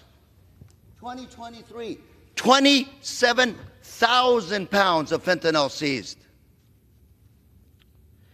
Ladies and gentlemen, I just got back again from visiting the border. I went to San Isidro, and again I asked the men and women in uniform, again I asked them, what do you need from us to double these numbers? Simple answer. We want more resources. We want more personnel, more drug-sniffing dogs. We want more equipment. Some of those agents were struggling. They were working double shifts. Women, moms, men, fathers saying, we don't have time for our families. We're going to have to find another job. And right now, we have a solution. We have legislation that the Senate has worked on with Senate Republicans, Senate Democrats, and the President supporting a solution that will bring resources to the border. And the majority party here refuses to bring that legislation forward for a vote. Who's derelict on their duty? We must step up and make sure that we protect Main Street and we help Secretary Mayorkas do his job and double these numbers. Thank you. I yield. Gentleman reserves. Gentleman from Tennessee is recognized. Madam Speaker, I yield 1 minute to the gentleman from Alabama, Mr. Strong. Gentleman is recognized for 1 minute. Thank you. Today is about delivering accountability on behalf of the local and state leaders unable to bear the weight of thousands of illegal immigrants flooding their communities, hospitals, and schools. On behalf of the thousands of families who have lost loved ones at the hands of illegal immigrants. On behalf of hundreds of Border Patrol agents stripped of their tools to do their job. The situation at the border cannot continue. I've seen it firsthand during my trips to the southern border. Mayorkas' refusal to enforce the laws of our nation has encouraged millions of illegal aliens from 160 different countries to cross the border. Over 85% of them are being released into the United States. This is in clear violation of federal immigration law. Failure to act is not an option. The year-long investigation held by the committee confirmed what every American already knew to be true. The actions that we will take today against Secretary Mayorkas are warranted and utterly urgent. Our country is under attack, and the Secretary of Homeland Security is working against America. I urge my colleagues to act on this critical time. Gentleman reserves. The gentleman from Mississippi is recognized. Thank you very much. Madam Speaker, if my Republican colleagues were serious about the border, they'd drop this baseless impeachment and bring up the Senate bipartisan border agreement for debate. But they aren't serious about reform. Speaker Johnson made it clear the bill was dead on arrival before he saw the text of the bill. I now yield 1 minute to the gentlewoman from Illinois, Ms. Ramirez. The gentlewoman is recognized for 1 minute. Thank you, Ranking Member. On our first Homeland Security Committee hearing, Professor Bowman, an expert in impeachments, made it clear that policy differences are not a legitimate basis for impeachment. There is no legitimate basis for impeachment, yet here we are. Why? Republicans believe persecution is a substitute for policymaking. I guess when you can't legislate, you punish, right? Persecution has become their go-to strategy to score political points. We've seen that on Congressperson Omar, Schiff, Tlaib, even their own Speaker McCarthy, government employees, immigrants, and now Secretary Mayorkas. While great for political theater, persecution and punishment does not solve problems. Policy does. But Republicans are not interested in policy. They shut us down from presenting policy. They even killed a supplemental they had negotiated for months. They're just desperately deflecting attention from their failure to govern to secure their own empty re-elections. If we're serious, we'd be debating policies to address a humanitarian crisis, the root cause of migration, and fentanyl. Clearly, we're not. Yield an additional 15 seconds to the lady. Clearly, we are not serious about solutions, just chaos. Gentleman reserves. The gentleman from Tennessee is recognized. Madam Speaker, I yield 2 minutes to the gentleman from North Carolina, Mr. Bishop. The gentleman is recognized for 2 minutes. Madam Speaker, many have said what the issue is. Many have mischaracterized it, in my judgment. The issue presented by the articles of impeachment and why they should be adopted by the House is not a matter of policy. It is not a matter of maladministration. It is not a matter of incompetence. It is not a matter of neglect. It is not even a matter of refusal to enforce the law. It was stated succinctly and aptly in the district court opinion that ultimately led to the United States Supreme Court last summer in Texas, in United States versus Texas. The core of the dispute is whether the executive branch may require its officials to act in a manner that conflicts with a statutory mandate imposed by Congress. It may not. You see, the Secretary of Homeland Security, Alejandro Mayorkas, issued guidelines, administrative law, instructing the Department of Homeland Security not to detain criminal aliens, nor those ordered finally removed. That is what he did, and that was flatly contradictory to statutes passed by the Congress in the mid-1990s. We are a nation of laws. The court has said, the Supreme Court has said, it cannot referee this dispute. It is up to Congress. And the Congress has but one means in this situation to vindicate the law. It cannot help the situation by shutting down the government, by cutting off funding. There is no new cabinet secretary to refuse to confirm in the Senate. There is but one means: the impeachment of the secretary who purported to issue law defying the Congress. That must result in his impeachment. If the law is to have any force, if the Congress is to remain of any significance in the jurisprudence, in the law of the United States. 15 more seconds. Reserve. The gentleman reserves. The gentleman from Mississippi is recognized. Thank you very much. Madam Speaker, Republicans highlight the Secretary's enforcement guidelines as an example of breaking the law. They fail to mention that the conservative Sixth Circuit Court of Appeals said, quote, "The guidance does not necessarily violate a single word of the statute." The Sixth Circuit also found that the provisions of immigration law that Republicans frequently cite does not, quote, "create a judicially enforceable mandate that the department arrest or remove certain non-citizens." I now yield 1 minute to the gentleman from Maryland, Mr. Ivey. The gentleman is recognized for 1 minute. I thank my colleague for yielding. The power to impeach is one of the greatest constitutional powers granted to the House of Representatives.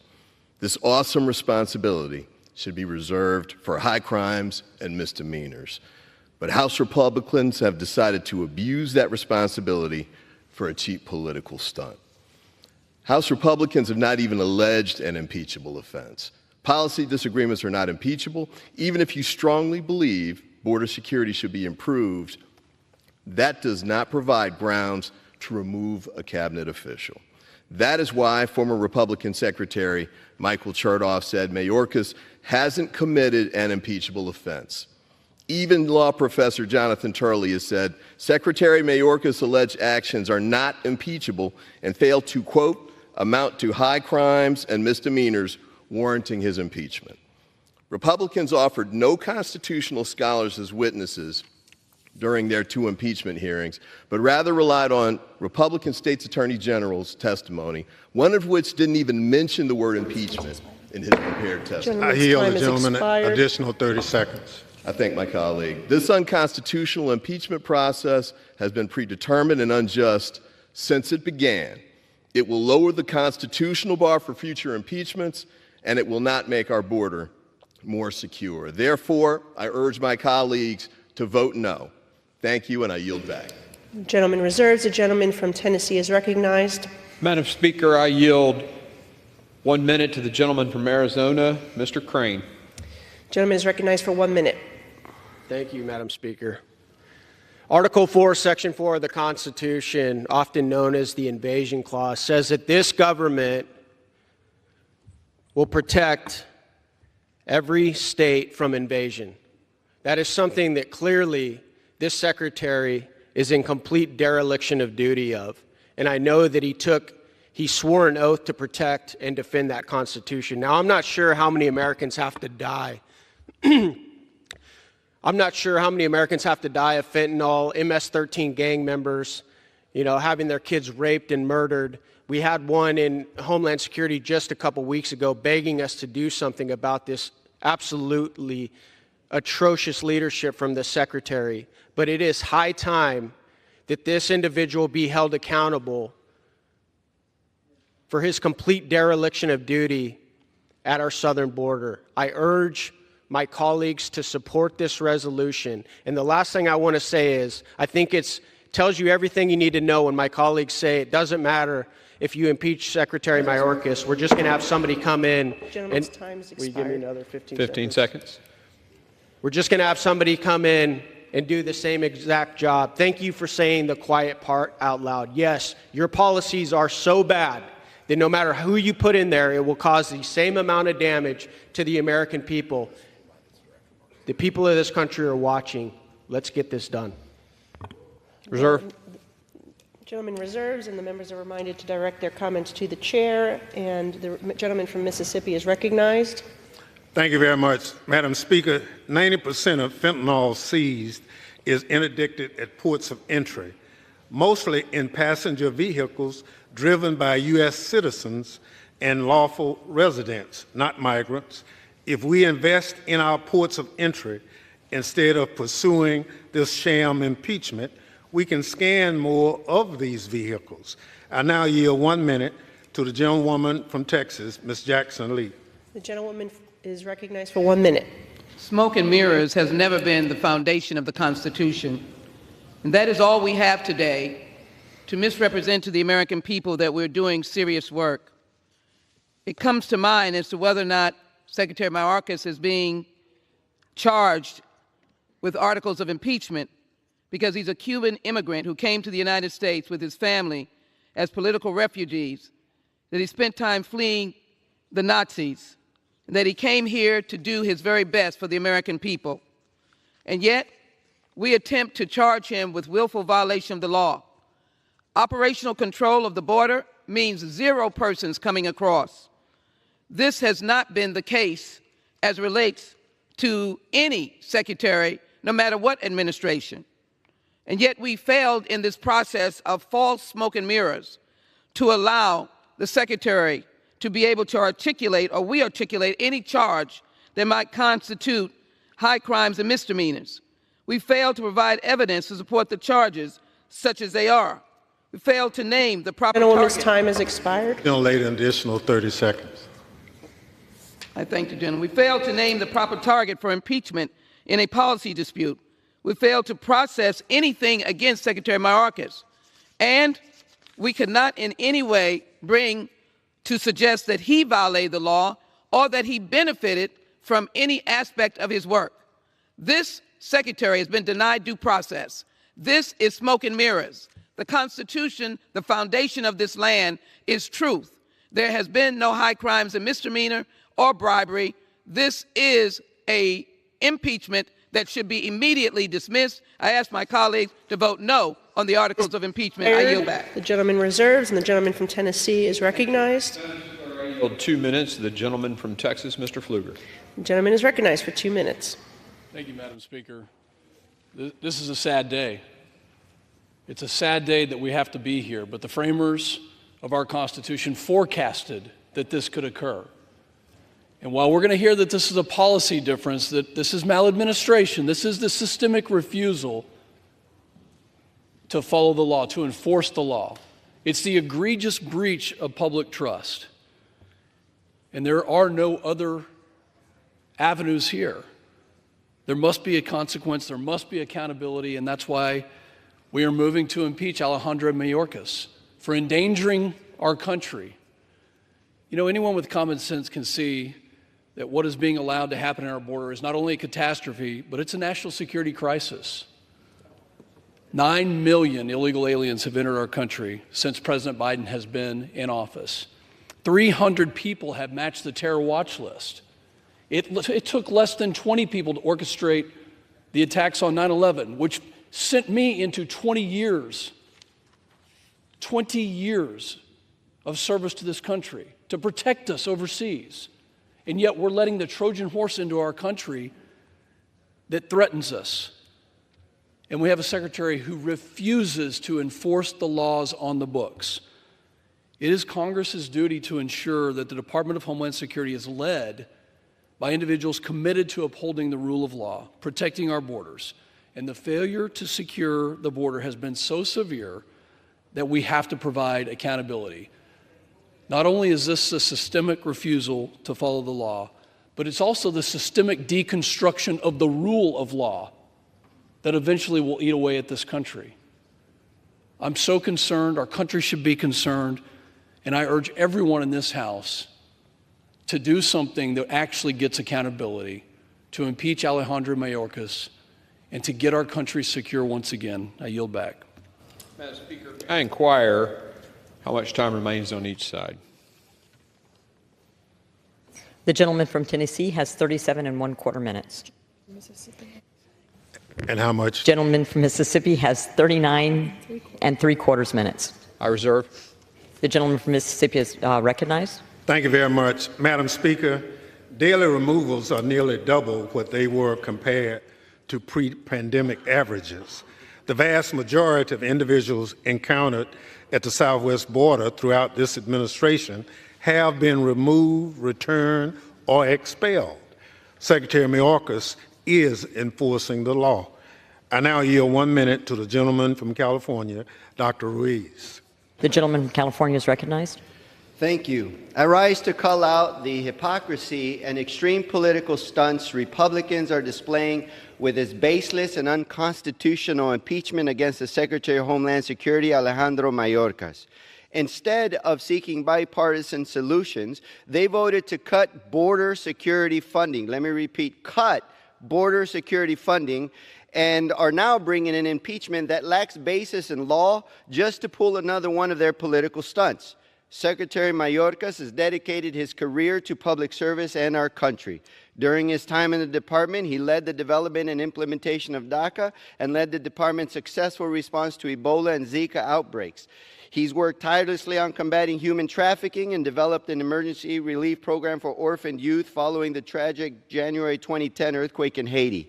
Secretary Mayorkas has done the work he was tasked to do by the president and more. Stop wasting time on yet another extreme political farce. Start working with Democrats for a bipartisan, real solution. Thank you. Time's expired. Gentleman from Mississippi reserves. The gentleman from Tennessee is recognized. Madam Speaker, I yield 1 minute to the gentleman from Virginia, Mr. Whitman. The gentleman from Virginia is recognized. Thank you, Madam Speaker. I rise today to urge support of H.Res. 863, the Articles of Impeachment against Homeland Security Secretary Alejandro Mayorkas. It is clear that Secretary Mayorkas has willfully and systematically refused to comply with U.S. immigration law. An average of 5,000 illegal immigrants are being released into the United States each day, which is a flagrant abuse of immigration laws passed by Congress governing the parole, detention, and removal of illegal immigrants. For 3 years, Secretary Mayorkas has refused to enforce the laws passed by Congress, abused his authority as a cabinet secretary, and misled Congress and the American people about the crisis and the role his actions and decisions have played in sparking and facilitating it. As a result, we see record amounts of deadly fentanyl flowing into our communities, rising crime across our country, and a massive strain on our locality, schools, and community services. Since Secretary Mayorkas' tenure, over 300 individuals on the terrorist watch list have been apprehended by Border Patrol agents trying to illegally enter the United States at the southern border between ports of entry. Gentleman's time is expired. Cartels in Mexico. The gentleman from Tennessee is recognized. 15 seconds. Thank you. And cartels in Mexico are empowered to expand lucrative human trafficking and smuggling operations across the porous southern border. The actions of Secretary Mayorkas have led to a complete humanitarian and national security catastrophe. Congress must hold the executive branch accountable when they fail to uphold the oath of office, and I urge my colleagues to join me in voting in favor of HRES 863. The gentleman's time has expired. Reserve. The gentleman from Tennessee reserves. The gentleman from Mississippi is recognized. Madam Speaker, Republicans ignore the fact that no administration has ever had the resources to detain all border crossers. President Trump released over 500,000 people without ever detaining any of them. I now yield 2 minutes to the gentleman from New York, the ranking member on Judiciary, Mr. Nadler. The gentleman from New York is recognized. Madam Speaker, I rise in opposition to the sham impeachment of Secretary Mayorkas. This resolution is filled with false and misleading statements that amount to nothing more than policy disagreements. Even if it were based in truth, however, policy disagreements are not a legitimate basis for impeachment. Impeaching a cabinet secretary is serious. Unfortunately, House Republicans are not. This sham impeachment ran roughshod over due process and completely bypassed the Judiciary Committee, the Committee of Jurisdiction for Impeachment. This is not a serious effort, nor is it a serious resolution.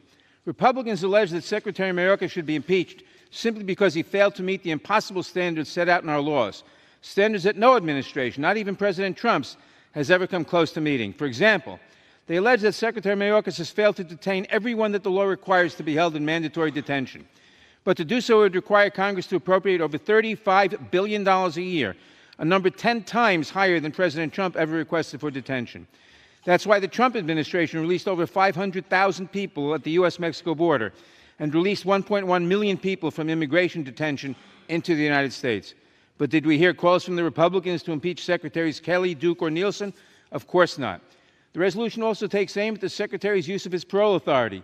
But Republicans never complained when President Trump uses parole authority for tens of thousands of Cubans and military families. So what's different now? Could it be that it's an election year and Republicans have no record of accomplishments to run on? With no ideas, no agenda, no ability to govern, they are cheapening the serious and awesome power of impeachment to score a few cheap political points. That is shameful. Our immigration system has been broken for decades. Impeaching a cabinet secretary because you do not like their policies will not repair it. Only bipartisan reform can do that. I encourage my colleagues to vote no on this resolution, and I yield back. Gentleman from Tennessee reserves. Gentleman from Mississippi reserves. Gentleman from Tennessee is recognized. Madam Speaker, I yield 1 minute to the gentlelady from Texas, Ms. Van Dyne. The gentlelady from Texas is recognized. Madam Speaker, I rise to support the impeachment of Secretary Mayorkas. His actions support law-breaking and lawlessness and have inflicted a horrific toll on our country. The kind of damage he's done to our cities and our families is something you'd expect from a hostile foreign adversary looking to destabilize and destroy America. Our cities are overrun, forcing vital services to be cut off or reduced, shutting down our schools to house illegal migrants, turning community centers into refugee camps, all while ignoring the needs of our own citizens. There are more than 110,000 dead Americans from fentanyl that is being smuggled by Mexican cartels. We see criminal illegal immigrants committing murder, rape, and beating our police in broad daylight. This is far more than a policy difference. This is the death and destruction of our country and our people. And I will not stand by and just politely ask the Biden administration to please stop the chaos and devastation. In a functioning government, people need to be held accountable when they have deliberately inflicted harm on our nation, and that is exactly what we are doing today. I yield back. Reserve. The gentleman from Tennessee reserves. The gentleman from Mississippi is recognized. Thank you, Madam Speaker. Madam Speaker, if my Republican colleagues were worried about the impacts of migration on our local communities, they should support DHS's Shelter and Services program. This is the only federal program that can provide direct assistance to cities and organizations responding to arriving migrants. Instead, they are trying to gut this program and impeach Secretary Mayorkas, which would accomplish nothing. I now yield 1 minute to the gentleman from California, Mr. Swalwell. The gentleman from California is recognized. This is not about Secretary Mayorkas. This is straight up sabotage. MAGA Republicans have never accepted President Biden as the president from the day they led an insurrection into this chamber to this day where they're trying to sabotage solutions at the border. Any shortcomings with Mayorkas are your fault.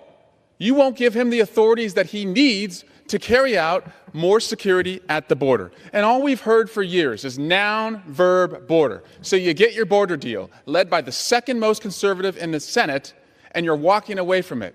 You're walking away from it because Trump says you can't have it. And this place, with you all in charge, is looking less and less like the House chamber and more like Trump's echo chamber. What we need right now are solutions, not chaos. And with you all in charge, you're a party of followers.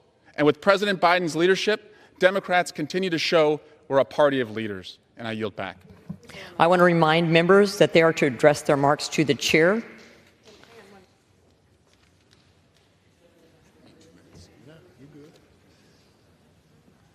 The chair will remind all persons in the gallery that they are here as guests of the House and that any manifestation of approval or disapproval of proceedings is in violation of the House rules. The gentleman from Mississippi reserves. The gentleman from Tennessee is recognized. Madam Speaker, I yield 2 minutes to the gentleman from Texas, Mr. Fallon. The gentleman from Texas is recognized. Thank you, Mr. Chairman, and thank you, Madam Speaker. I find it interesting that how many Democrats or open border caucus members, or I apologize for my redundancy there, are willing to house migrants in their own homes, Madam Speaker. None, zero, nada. They seem to all be for providing sanctuary, provided they don't have to provide it. Alejandro Mayorkas, under oath, testified before Congress and claimed the border is no less secure than it was previously. Does anyone in this chamber actually believe that? Does anyone in this country believe that? So let's compare the first 3 years of President Trump and Biden's tenures. President Trump, first 3 years, 1.6 million illegal crossings. Joe Biden, 8.3 million, a 519% increase. Terror watch list suspects apprehended. Under President Trump, 8 in 3 years. Joe Biden, 361, a 4,512% increase. Chinese nationals, mostly of military age, the military-age men, entering illegally. Last year under President Trump was 450. Under Joe Biden, over 24,000, a 5,333% increase. No less secure. That the new math? Opioid deaths have doubled. The Mexican drug cartels are enjoying record profits. Alejandro Mayorkas fostered this mayhem, and he facilitated a cataclysmic chaos. He's inept, he's weak, he's impotent. He's violated federal law, he's purged himself in front of Congress, he's lied to the American people, and he's undermined his own Border Patrol agents. Mayorkas has shown the world who he is. He is a sheep in sheep's clothing. And the cartel wolves and our enemies across the world are circling. This impeachment is richly deserved, and we must fire this bum, this second coming of Benedict Arnold, forthwith. Madam Speaker, I yield back. The gentleman from Tennessee reserves. The gentleman from Mississippi is recognized. Thank you, Madam Speaker. Madam Speaker, let's look at the facts. Since May 12, 2023, when Title 42 ended, DHS has removed more than 500,000 individuals. That's more people than when Donald Trump removed in any given year. The border is not open. I now yield 2 minutes to the gentleman from Maryland, Mr. Raskin, the ranking member of the Oversight Committee. The gentleman from Maryland is recognized.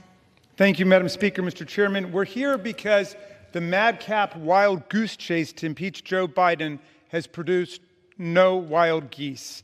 Even Fox News is lampooning the fact that their own expert witnesses repeatedly say President Biden did nothing wrong and there are no grounds for impeachment. More than a dozen GOP members in Biden majority districts don't want to go anywhere near that fantasy production. So the Trump-Putin mega faction, headed up by the distinguished gentlelady from Georgia, has been given this worthless trinket of a consolation prize, the opportunity to bring a slapstick impeachment drive against a cabinet member of unimpeachable integrity who has obviously committed no treason, no bribery, no high crimes, no misdemeanors, nothing indictable or even indictable, if you prefer. What makes this farce a tragedy is that Secretary Mayorkas and the U.S. Senate have been working for months to achieve precisely the immigration and border compromise the GOP has been demanding. And miraculously, they got to a bipartisan immigration agreement for billions of dollars more in Border Patrol officers, immigration judges, fentanyl detection machines, a far tougher border. It was good enough for Senator Mitch McConnell and dozens of GOP senators, and it was good enough for the Wall Street Journal, but the House MAGAs would not take yes for an answer. Why? Because Donald Trump doesn't want a border solution. He wants a border problem, nothing else to run on. And Vladimir Putin certainly doesn't want $60 billion going to the heroic people of Ukraine, defying his filthy imperialist invasion. All over the world, democracy and freedom are under siege today, and all our colleagues can think to do is to sell out our Democratic allies and sell out the cause of human rights, and then impeach a cabinet secretary working diligently to solve the immigration problem that they claim to care about. I yield back. The gentleman from Mississippi reserves. The gentleman from Tennessee is recognized. Madam Speaker, I yield 1 minute to the gentleman from Tennessee, Mr. Rose. The gentleman from Tennessee is recognized. Madam Speaker, Secretary Mayorkas swore an oath to defend the U.S. Constitution from all enemies, foreign and domestic. Unfortunately, it seems as though he hasn't defended it from a single one. Since President Biden took office, there have been more than 7 million illegal encounters at our southern border and more than 1.7 million known gotaways. Not once has Secretary Mayorkas issued a statement, signed a policy, or taken an action to discourage this from happening. In fact, he has doubled down and encouraged the invasion by endorsing catch and release policies, ending Title 42, and stopping Remain in Mexico. This subversion of our Constitution, willful disregard of our country's laws, and unfettered dedication to exacerbating this self-inflicted crisis have left the House with no other option than to impeach Secretary Mayorkas. Madam Speaker, I urge the House to join me in voting to impeach Secretary Mayorkas and urge the Senate to remove him from his position. Thank you, and I yield back. Reserve. The gentleman from Tennessee reserves. The gentleman from Mississippi is recognized. Thank you very much. Madam Speaker, I remind my colleagues that they voted to terminate the COVID-19 national emergency and thus voted to end Title 42. In addition, DHS has no role in ending this policy. I now yield a minute and a half to the gentleman from Rhode Island, Mr. Magaziner. The gentleman from Rhode Island is recognized. Thank you, Speaker. You know, the American people want us to be working together to solve our challenges at the border. We could be working together to vote on President Biden's proposal for $14 billion of funding that would add over 1,000 Border Patrol officers. We could be working with the Senate on real immigration reform that Republicans claimed they wanted until Donald Trump told them that they didn't. But instead, we are wasting time and energy on an impeachment with no legal basis just because it's what Donald Trump wants. Here are the facts. The facts are this. Congress has allocated funding for 34,000 beds at detention centers. The average daily census last year was 37,000. The centers are full. And so the Secretary, under the law, uses his legal discretion to decide who to detain and who to release, the same legal discretion that all of his predecessors have used. In the last 2 years of the Trump administration, 52% of migrants were released, nearly 1 million people. And I did not hear my House Republican colleagues calling to impeach that Homeland Security Secretary. No, this is about one thing, politics. There are no high crimes, no misdemeanors, no treason, no bribery. And I would remind my colleagues, our oath is to the Constitution, not to Donald Trump. And I yield back. The gentleman from Mississippi reserves. The gentleman from Tennessee is recognized. Madam Speaker, I yield 1 minute to the gentleman from Oregon, Mr. Betts. The gentleman from Oregon is recognized. Thank you, Chair Green. It's been said that Secretary Mayorkas is dishonest, duplicitous, and derelict in his duties, and I agree. However, he has also willfully refused to comply with and enforce our nation's immigration laws and explicitly instructed his employees to not enforce these laws. Additionally, the Secretary has willfully obstructed inquiries of my Judiciary Committee regarding entry of illegal aliens into our country. The constitutional standard for impeachment of Secretary Mayorkas has been satisfied. I want to commend Chair Mark Green for his excellent work in managing this important constitutional matter and in following regular order. While doing so, I yield back. The gentleman from Tennessee reserves. The gentleman from Mississippi is recognized. Madam Speaker, despite the Republicans want us to believe, the courts at the highest level have not found that Secretary Mayorkas is violating the law, and courts are where we go to determine whether a cabinet secretary is following the law Congress wrote, not a partisan impeachment. I yield 1 minute to the gentlewoman from Texas, Ms. Escobar. The gentlewoman from Texas is recognized. I rise today in strong opposition to the GOP's political stunt of the day, impeaching Secretary of Homeland Security Alejandro Mayorkas. The real problem here is congressional inaction on immigration reform. My community of El Paso, Texas, on the U.S.-Mexico border, has been on the front lines of this issue and living with the consequences of congressional failure to act. Our federal personnel, local governments, and shelters are all overwhelmed. And Republicans continue to withhold vital funding that would help address this issue.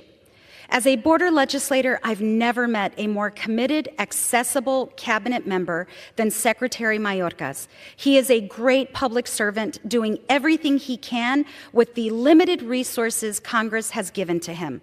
I invite my Republican colleagues who want to solve this, who really want to solve this, to join the bipartisan coalition supporting the Dignity Act.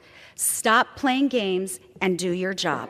I yield back. The gentlewoman's time has expired. The gentleman from Mississippi reserves. The gentleman from Tennessee is recognized. Madam Speaker, I yield 2 minutes to the gentleman from Mississippi, Mr. Guest. The gentleman from Mississippi is recognized.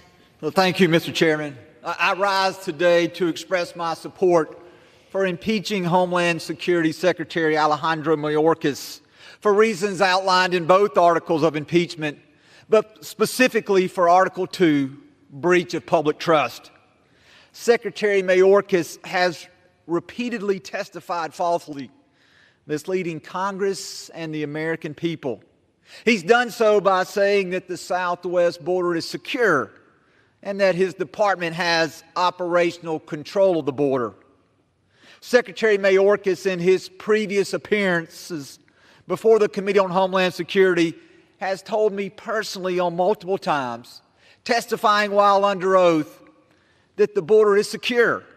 And I know that time and time again, Secretary Mayorkas has appeared before Congress, both the United States House of Representatives and the U.S. Senate, and has repeated the security of our southwest border. These declarations, Madam Speaker, are patently untrue, and they contradict statements made by both his former Border Patrol Chief, Raul Ortiz, and by the President himself. President Biden, who just recently said and admitted that the border was not secure. And he went on to say that the border has not been secured for almost a decade. Madam Speaker, Secretary Mayorkas' dealings with Congress, they indicate a lack of transparency and an attempt to mislead the public on the true conditions that exist at the border. And we as Congress, we must now hold Secretary Mayorkas accountable. This is a grave day in our history, a grave day for this nation, and not one that we take lightly. However, in light of all the facts, I urge my colleagues to join me in voting to impeach Secretary Mayorkas. Thank you, and I yield back. The gentleman's time has expired. The gentleman from Tennessee reserves. The gentleman from Mississippi is recognized. Thank you very much. Madam Speaker, my Republican colleagues won't admit that this impeachment is a sham, but their favorite conservative legal experts will. President Trump's impeachment attorney, Alan Dershowitz, accused Republicans of, quote, distorting the Constitution, unquote. And Republicans' favorite legal witness, Jonathan Turley, said that there is, quote, no evidence that Secretary Mayorkas is corrupt or committed an impeachable offense, unquote.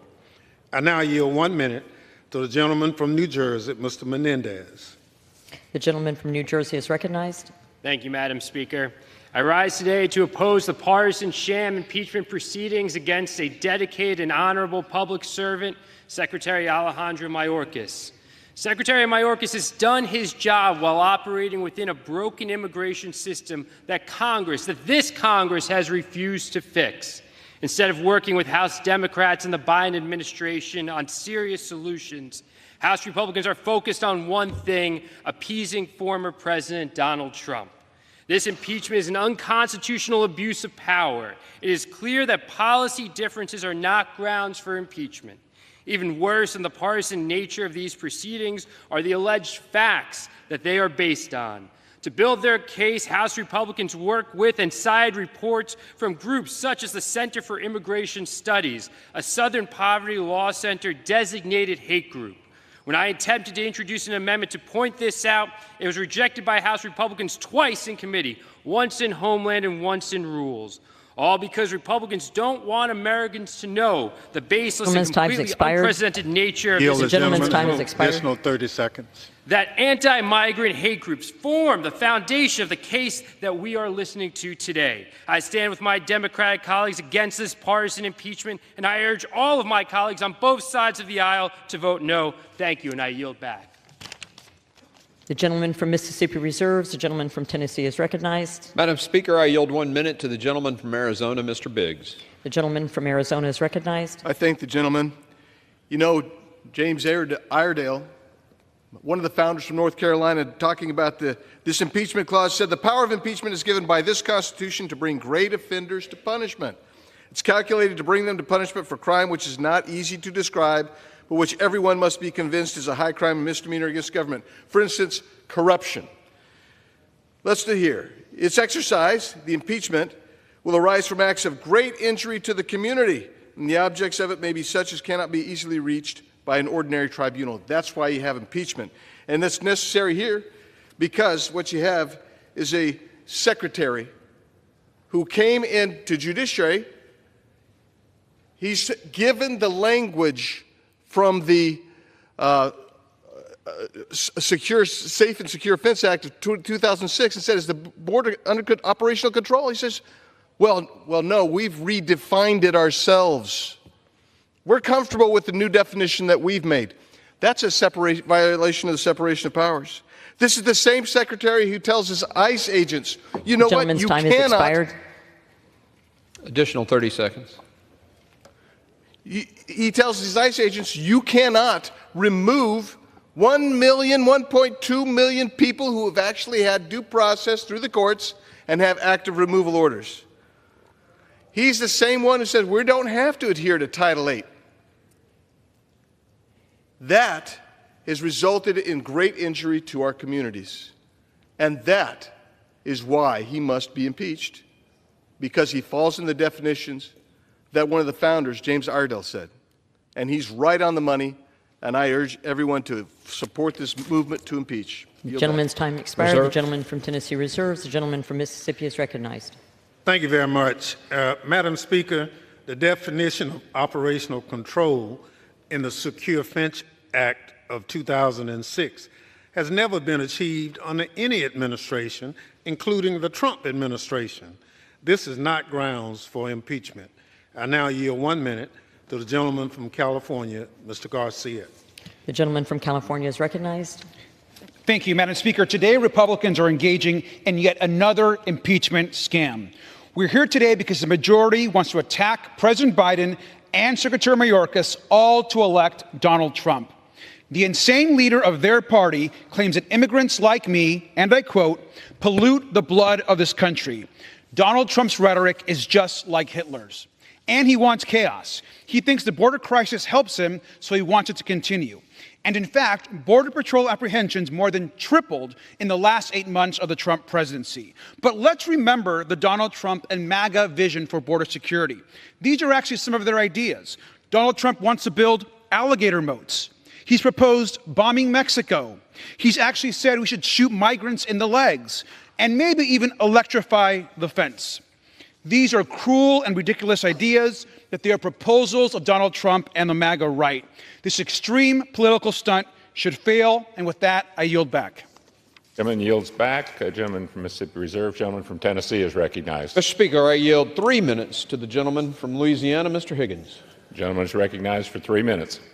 I thank my colleague, the chairman of the Homeland Security Committee, and I respect my colleagues across the aisle who have voiced their opposition. It's important that we clarify the legacy that some of us would condemn by impeaching the secretary responsible for this legacy, and by contrast, the legacy that my colleagues who oppose the impeachment of Secretary Mayorkas would support. 300,000 Americans dead from cartel drugs, 100,000 teenage girls and boys missing, lost by the Mayorkas system into the unspeakable horror of sex slavery networks across the filthiest corners of criminal organizations in our cities. American sovereignty disintegrated, American soil lost to cartel human and drug trafficking bases. Millions of single military-age men from over 100 countries, unvetted, released into our country, creeping into every corner of American society, every city, every town. Our schools overrun by illegals, granted free access to American education infrastructure in hundreds of reports, with no room left for our own children. Hundreds of thousands of violent criminals released into our nation, despite federal law stating that DHS shall detain known criminals who enter America illegally. 1,000 or more known or suspected terrorists allowed to pass freely into the heart of our nation, into my state, into yours. This is the legacy of Alejandro Mayorkas, and by our oath, we must impeach this man who has presented an arrogant, defiant tone of denial and lies to Congress for 3 years, seemingly content or even proud to destroy America day by day. So it is that on this day, it shall be written in the historical record of the People's House that Secretary of Department of Homeland Security Alejandro Mayorkas has been impeached. So shall it be written. So shall it be done. Thank you, Mr. Speaker. I yield. The gentleman yields back. The gentleman from Tennessee reserves. The gentleman from Mississippi is recognized. Thank you, Mr. Speaker. Mr. Speaker, my Republican colleagues are starving DHS of necessary border security resources while accusing Secretary Mayorkas of not doing his job. House Republicans refuse to consider the White House's $13.6 billion border supplemental funding request that would pay for more border agents and officers and detention beds. I now yield 2 minutes to the gentlewoman from Washington, Ms. Jayapal. Gentlelady from Washington is recognized for 2 minutes. Thank you, Mr. Speaker. I rise in strong opposition to this resolution to impeach Secretary Mayorkas. This resolution is as ridiculous as it is dangerous. It has no evidence of high crimes or misdemeanors. Are we really debating impeaching a cabinet secretary because House Republicans don't like the policies that he advances under a democratically elected president? Far from alleging true high crimes and misdemeanors, this resolution relies on the same tired and untrue Republican talking points that Democrats have demonstrated for months are not true. With this Marjorie Taylor Greene sham impeachment resolution, the majority is bending to the will of the most extreme members of their conference simply because they don't like the policies that Secretary Mayorkas is pursuing. Secretary Mayorkas is an excellent and dedicated public servant working tirelessly to protect our national security and to address a broken immigration system. And this Republican Congress, the least productive Congress in the history of the United States, having passed only 27 bills that have been signed into law despite over 700 votes in this body, is simply trying to distract the American people from the fact that they are not doing a single thing to address the lives of ordinary Americans across this country. I keep thinking that the House cannot debase itself further, Mr. Speaker, but it appears that we have not reached rock bottom yet. Vote no on this sham of an impeachment. I yield back.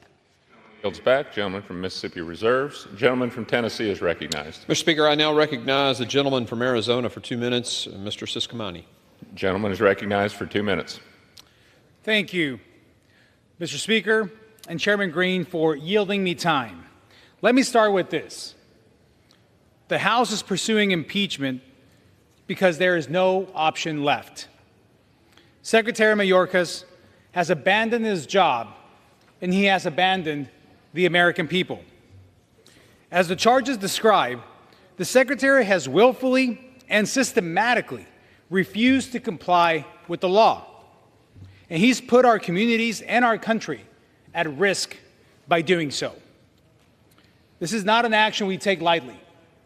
The last time his cabinet secretary was impeached was in 1876. This is a historic impeachment for someone with historic failures. The time has run out for Secretary Alejandro Mayorkas to be able to do his job.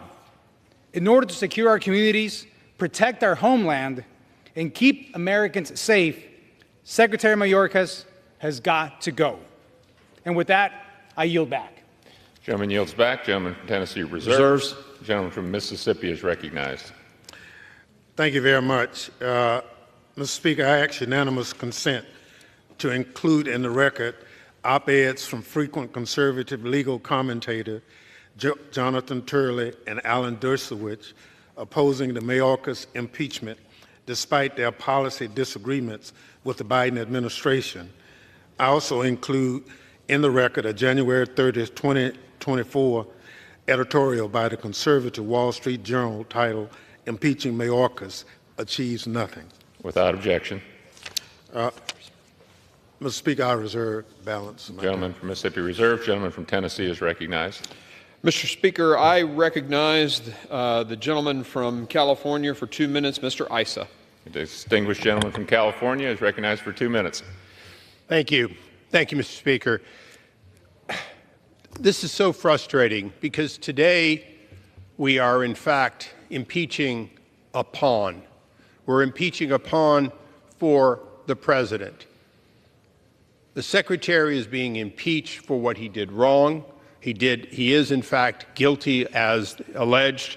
But in fact, he is just part of the high crimes and misdemeanor of the President of the United States. It was the President's decision to, in fact, undo policies that were working, to reverse, to make a systematic change that in my district, with over 55 miles of Mexican border, my border agents are reduced to being Uber drivers for everyone coming over the border. I am perfectly willing to listen to people say, well, this is a policy difference, but it is not. To faithfully execute the mission, you can have differences in how to do it. To thwart the very execution of that mission, which Secretary Mayorkas has done, is in fact an impeachable offense. I have some sympathy for him because I believe he is just obeying the orders of his boss. But that has been said before. That excuse has been used. The fact is he took an oath. He must faithfully execute that oath. If he cannot, because the president will not let him do it, then he needs to resign. As we impeach the first cabinet officer in well over 100 years, the fact is he should have resigned rather than to do things which were adverse to the Constitution, adverse to his oath, but upon the orders and duty of the president. The president can be wrong. The president can order high crimes and misdemeanors. The president can be guilty of them. This president is, in fact, guilty of that which we are impeaching the secretary for today, but so is the Secretary, and for that reason, I urge a yes vote and yield back.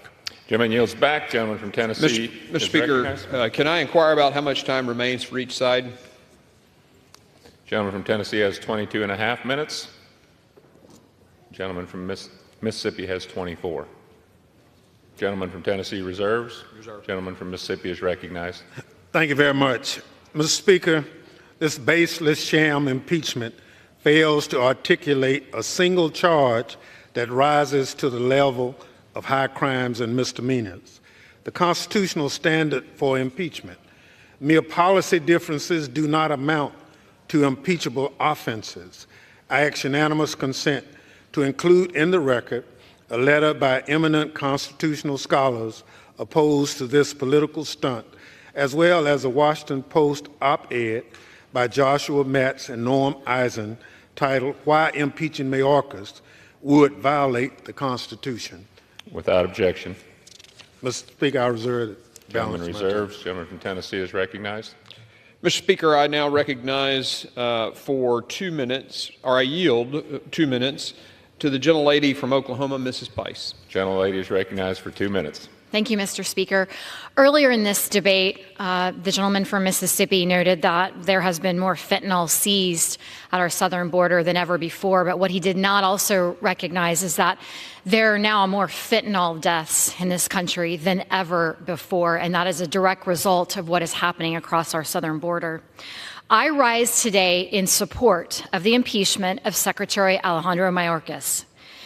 This is one of the most solemn and consequential actions the United States House of Representatives can take, and I do not take it lightly. However, under the watch of Secretary Mayorkas, we have witnessed the degradation of our border security and the willful and consistent refusal to comply with and enforce federal immigration laws. Today, fentanyl is the leading cause of death for those ages 18 to 45. Terrorists on the FBI watch list are being released into the interior of the country, and the cartels are a multi-billion-dollar business. The crisis we face today is a threat to every single American, causing our communities to be less safe, and it is a direct result of Secretary Mayorkas' actions. A clear message must be sent to the executive branch that they no longer get to break the law without consequences. Secretary Mayorkas must be held accountable. With that, Mr. Speaker, I yield. Gentlelady yields back. Reserve. Tennessee reserves. Gentleman from Mississippi is recognized. Thank you very much. Mr. Speaker, today 3 bipartisan former secretaries of Homeland Security wrote to Speaker Johnson voicing their opposition to impeaching Secretary Mayorkas. They agree that impeachment for a policy is not constitutionally permissible. They further warned that allowing impeachment of cabinet officials over policy differences would jeopardize our national security. I ask unanimous consent to include in the record the letter from Secretaries Chertoff, Napolitano, and Johnson. Without objection. And yielding 2 minutes to the gentleman from New York, Mr. Goldman. Gentleman from New York is recognized for 2 minutes. Thank you, Mr. Speaker, and thank you to my friend, the ranking member, for yielding. I rise today to condemn this rushed, baseless, sham impeachment of Secretary Mayorkas that will go down in history as one of Congress's darkest moments. The Republican argument for impeachment boils down to their view that Secretary Mayorkas has intentionally caused the influx of immigrants over our southern border. Never mind that even if true, this is not a high crime or misdemeanor that has ever been used before in the history of our country. Never mind that no court has found the Secretary or the Department of Homeland Security to have violated the law. And in fact, the United States versus Texas case, which my friends on the other side of the aisle like to cite so frequently, actually reversed a district court ruling and held that there must be discretion given to the Secretary as there has been given to every single department secretary for 27 years. And never mind that every one of those Department of Homeland Security secretaries has interpreted the law the exact same way that Secretary Mayorkas has. Never mind that Republicans have sued him to stop him from implementing the policy changes that the administration has tried to put in effect to address the situation at the border. Never mind that House Republicans are impeaching him for failing to address the problems at the border while he has spent months negotiating a bipartisan bill in the Senate to do just that. The reason for this partisan stunt is simple. Donald Trump and House Republicans want to use the border as an election year issue rather than actually solve the problems through necessary legislation. I urge my colleagues who care about the Constitution, the rule of law, in this institution to vote no. You will otherwise come to regret this vote. Gentleman's time And has I yield expired. back. Gentleman from Mississippi reserves. Gentleman from Tennessee is recognized. Mr. Speaker, I yield 2 minutes to the gentleman from Michigan, General Bergman. Gentleman from Michigan is recognized for 2 minutes. Thank you, Mr. Speaker. The last Secretary of Homeland Security appointed by a Democrat president once described a border crisis as more than 1,000 Border Patrol encounters per day. In December last year, we averaged nearly 10 times that number. Perhaps most worryingly, 2023 saw a record-setting 860,000, just a little bit shy of 1 million gotaways, border crossers who were detected but who were never apprehended. That's nearly 1 million potential felons, cartel members, terrorists, and drug traffickers freely allowed into our country and currently residing in our communities and our neighborhoods. This crisis has been aided and abetted through the unprecedented dereliction of duty of Secretary Mayorkas. As the House Homeland Security Committee has uncovered, Mayorkas has repeatedly violated, subverted, and simply ignored multiple laws set forth by Congress that he swore an oath to uphold, all while ignoring court orders and lying to Congress and the American people. The evidence of his wrongdoings is damning. His abuse of power goes well beyond simple bureaucratic incompetence, and his actions, which have put our nation at extreme risk, cannot go unanswered. I urge my colleagues to support this resolution, and I yield back. Gentleman yields back. Gentleman from Tennessee reserves. Gentleman from Mississippi is recognized. Thank you very much, Mr. Speaker.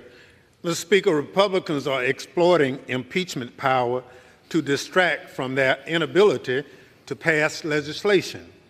Here's what Republican Representative Chip Roy said in November, quote, "I want my Republican colleagues to give me one thing, one that I can go campaign on and say we did. One. Explain to me one material, meaningful, significant thing the Republican majority has done." I now yield 1 minute to the gentleman from New York, the Democratic leader, Honorable Hakeem Jeffries. Gentleman from New York is recognized for 1 minute.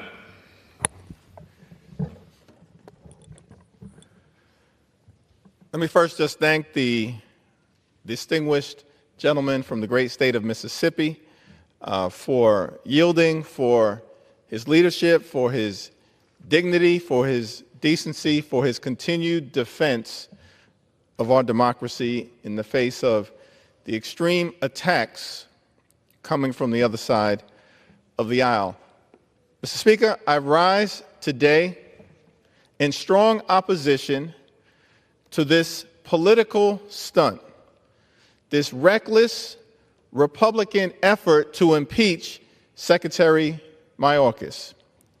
Let's be clear. Secretary Mayorkas is a good man, a patriotic man, and a hardworking man doing the best he can under very difficult circumstances. That's not an impeachable offense. Extreme MAGA Republicans have produced no evidence that Secretary Mayorkas has engaged in a high crime or misdemeanor, no evidence that Secretary Mayorkas has engaged in an impeachable offense, and no evidence that Secretary Mayorkas has broken the law or violated the Constitution. Not a shred of evidence, not a scintilla of evidence, nothing but extreme MAGA Republican chaos and confusion, and the effort to avoid doing the hard work necessary to find common ground to actually address the challenges at the border. What do these impeachment articles have to do with the issue of addressing our broken immigration system? Nothing. What do these impeachment articles have to do with building a healthy economy for everyday Americans? Nothing. What do these impeachment articles have to do with addressing the inflationary challenges and the affordability issues that the American people are experiencing day after day as we work to continue to emerge from a once-in-a-century pandemic that shut down the economy?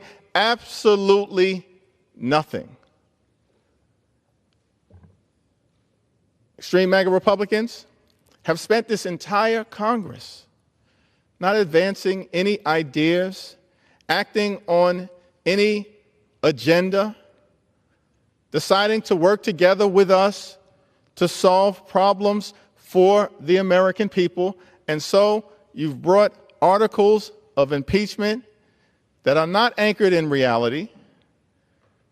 You've brought articles of impeachment for one simple reason: because you really want to impeach Joe Biden. That's what you were directed to do by the puppet master, the former president of the United States, Donald Trump. You really want to impeach Joe Biden, but you realize that that is politically unpopular. And so you've brilliantly come up with, in your minds, Plan B. Let's go after Secretary Mayorkas. No evidence that he's engaged in wrongdoing, committed a crime, or violated the Constitution, but let's go after Secretary Mayorkas. Maybe that will satisfy the quest for revenge of the puppet master. Because when the puppet master, Donald Trump, says jump, extreme MAGA Republicans respond, how high? We just got evidence of that over the last few weeks, because extreme MAGA Republicans have been lecturing America that we have to deal with the challenges at the border. We agree. A bipartisan process has been underway in the Senate for months to try to fix our broken immigration system. But as soon as Donald Trump says, no, we actually don't want to do anything about the challenges at the border, because politically that might not be good for us, you've walked away from working together in a common sense fashion to fix our broken immigration system. And so instead, what you have to offer the American people is this sham impeachment, this political stunt, this waste of time. But you will not fool the American people. You will actually be held accountable for your inaction and your affirmative leaning in to doing things that don't advance progress in any way, shape, or form for the American people. No reasonable American can conclude that you're making life better for them with this sham impeachment. But you will live with this like a scarlet letter. It may succeed, it may not. Secretary Mayorkas should wear this like a badge of honor, because it's worthless. It means nothing. it's fake, it's fraudulent, and it's foolish. And I urge everybody to vote no so we can get back to doing the real business of the American people. I yield back. Gentleman yields back. Members are reminded to direct their comments to the chair. The gentleman from Mississippi reserves. Gentleman from Tennessee is recognized. Mr. Speaker, I yield 3 minutes to the gentlelady from North Carolina, Chairwoman Fox. The gentlelady is recognized for 3 minutes. I thank the gentleman from Tennessee for yielding and his great work on this impeachment resolution. Mr. Speaker, Secretary Mayorkas' political career is on the chopping block where it rightfully belongs. He has failed to apply the laws that would stop this invasion at the southern border. To those who claim that this impeachment is for purely political purposes, you're dead wrong. This is about upholding the rule of law that governs our republic, the same rule of law that Secretary Mayorkas has ignored and forsaken every day. Secretary Mayorkas has had innumerable opportunities to enforce the laws that are already on the books, but has chosen not to. He has earned his own impeachment. Let's be clear. Our entire constitutional system is predicated on the idea that Congress creates laws and the executive branch enforces those laws.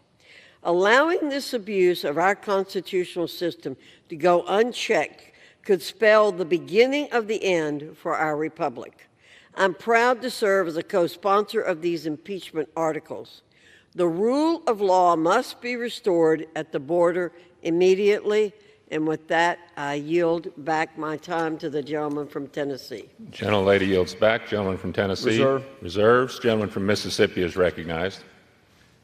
Mr. Speaker, Republicans use the language of invasion and great replacement theory. But look, invasion in the Constitution means invasion during an act of war by a foreign nation or insurrection from within.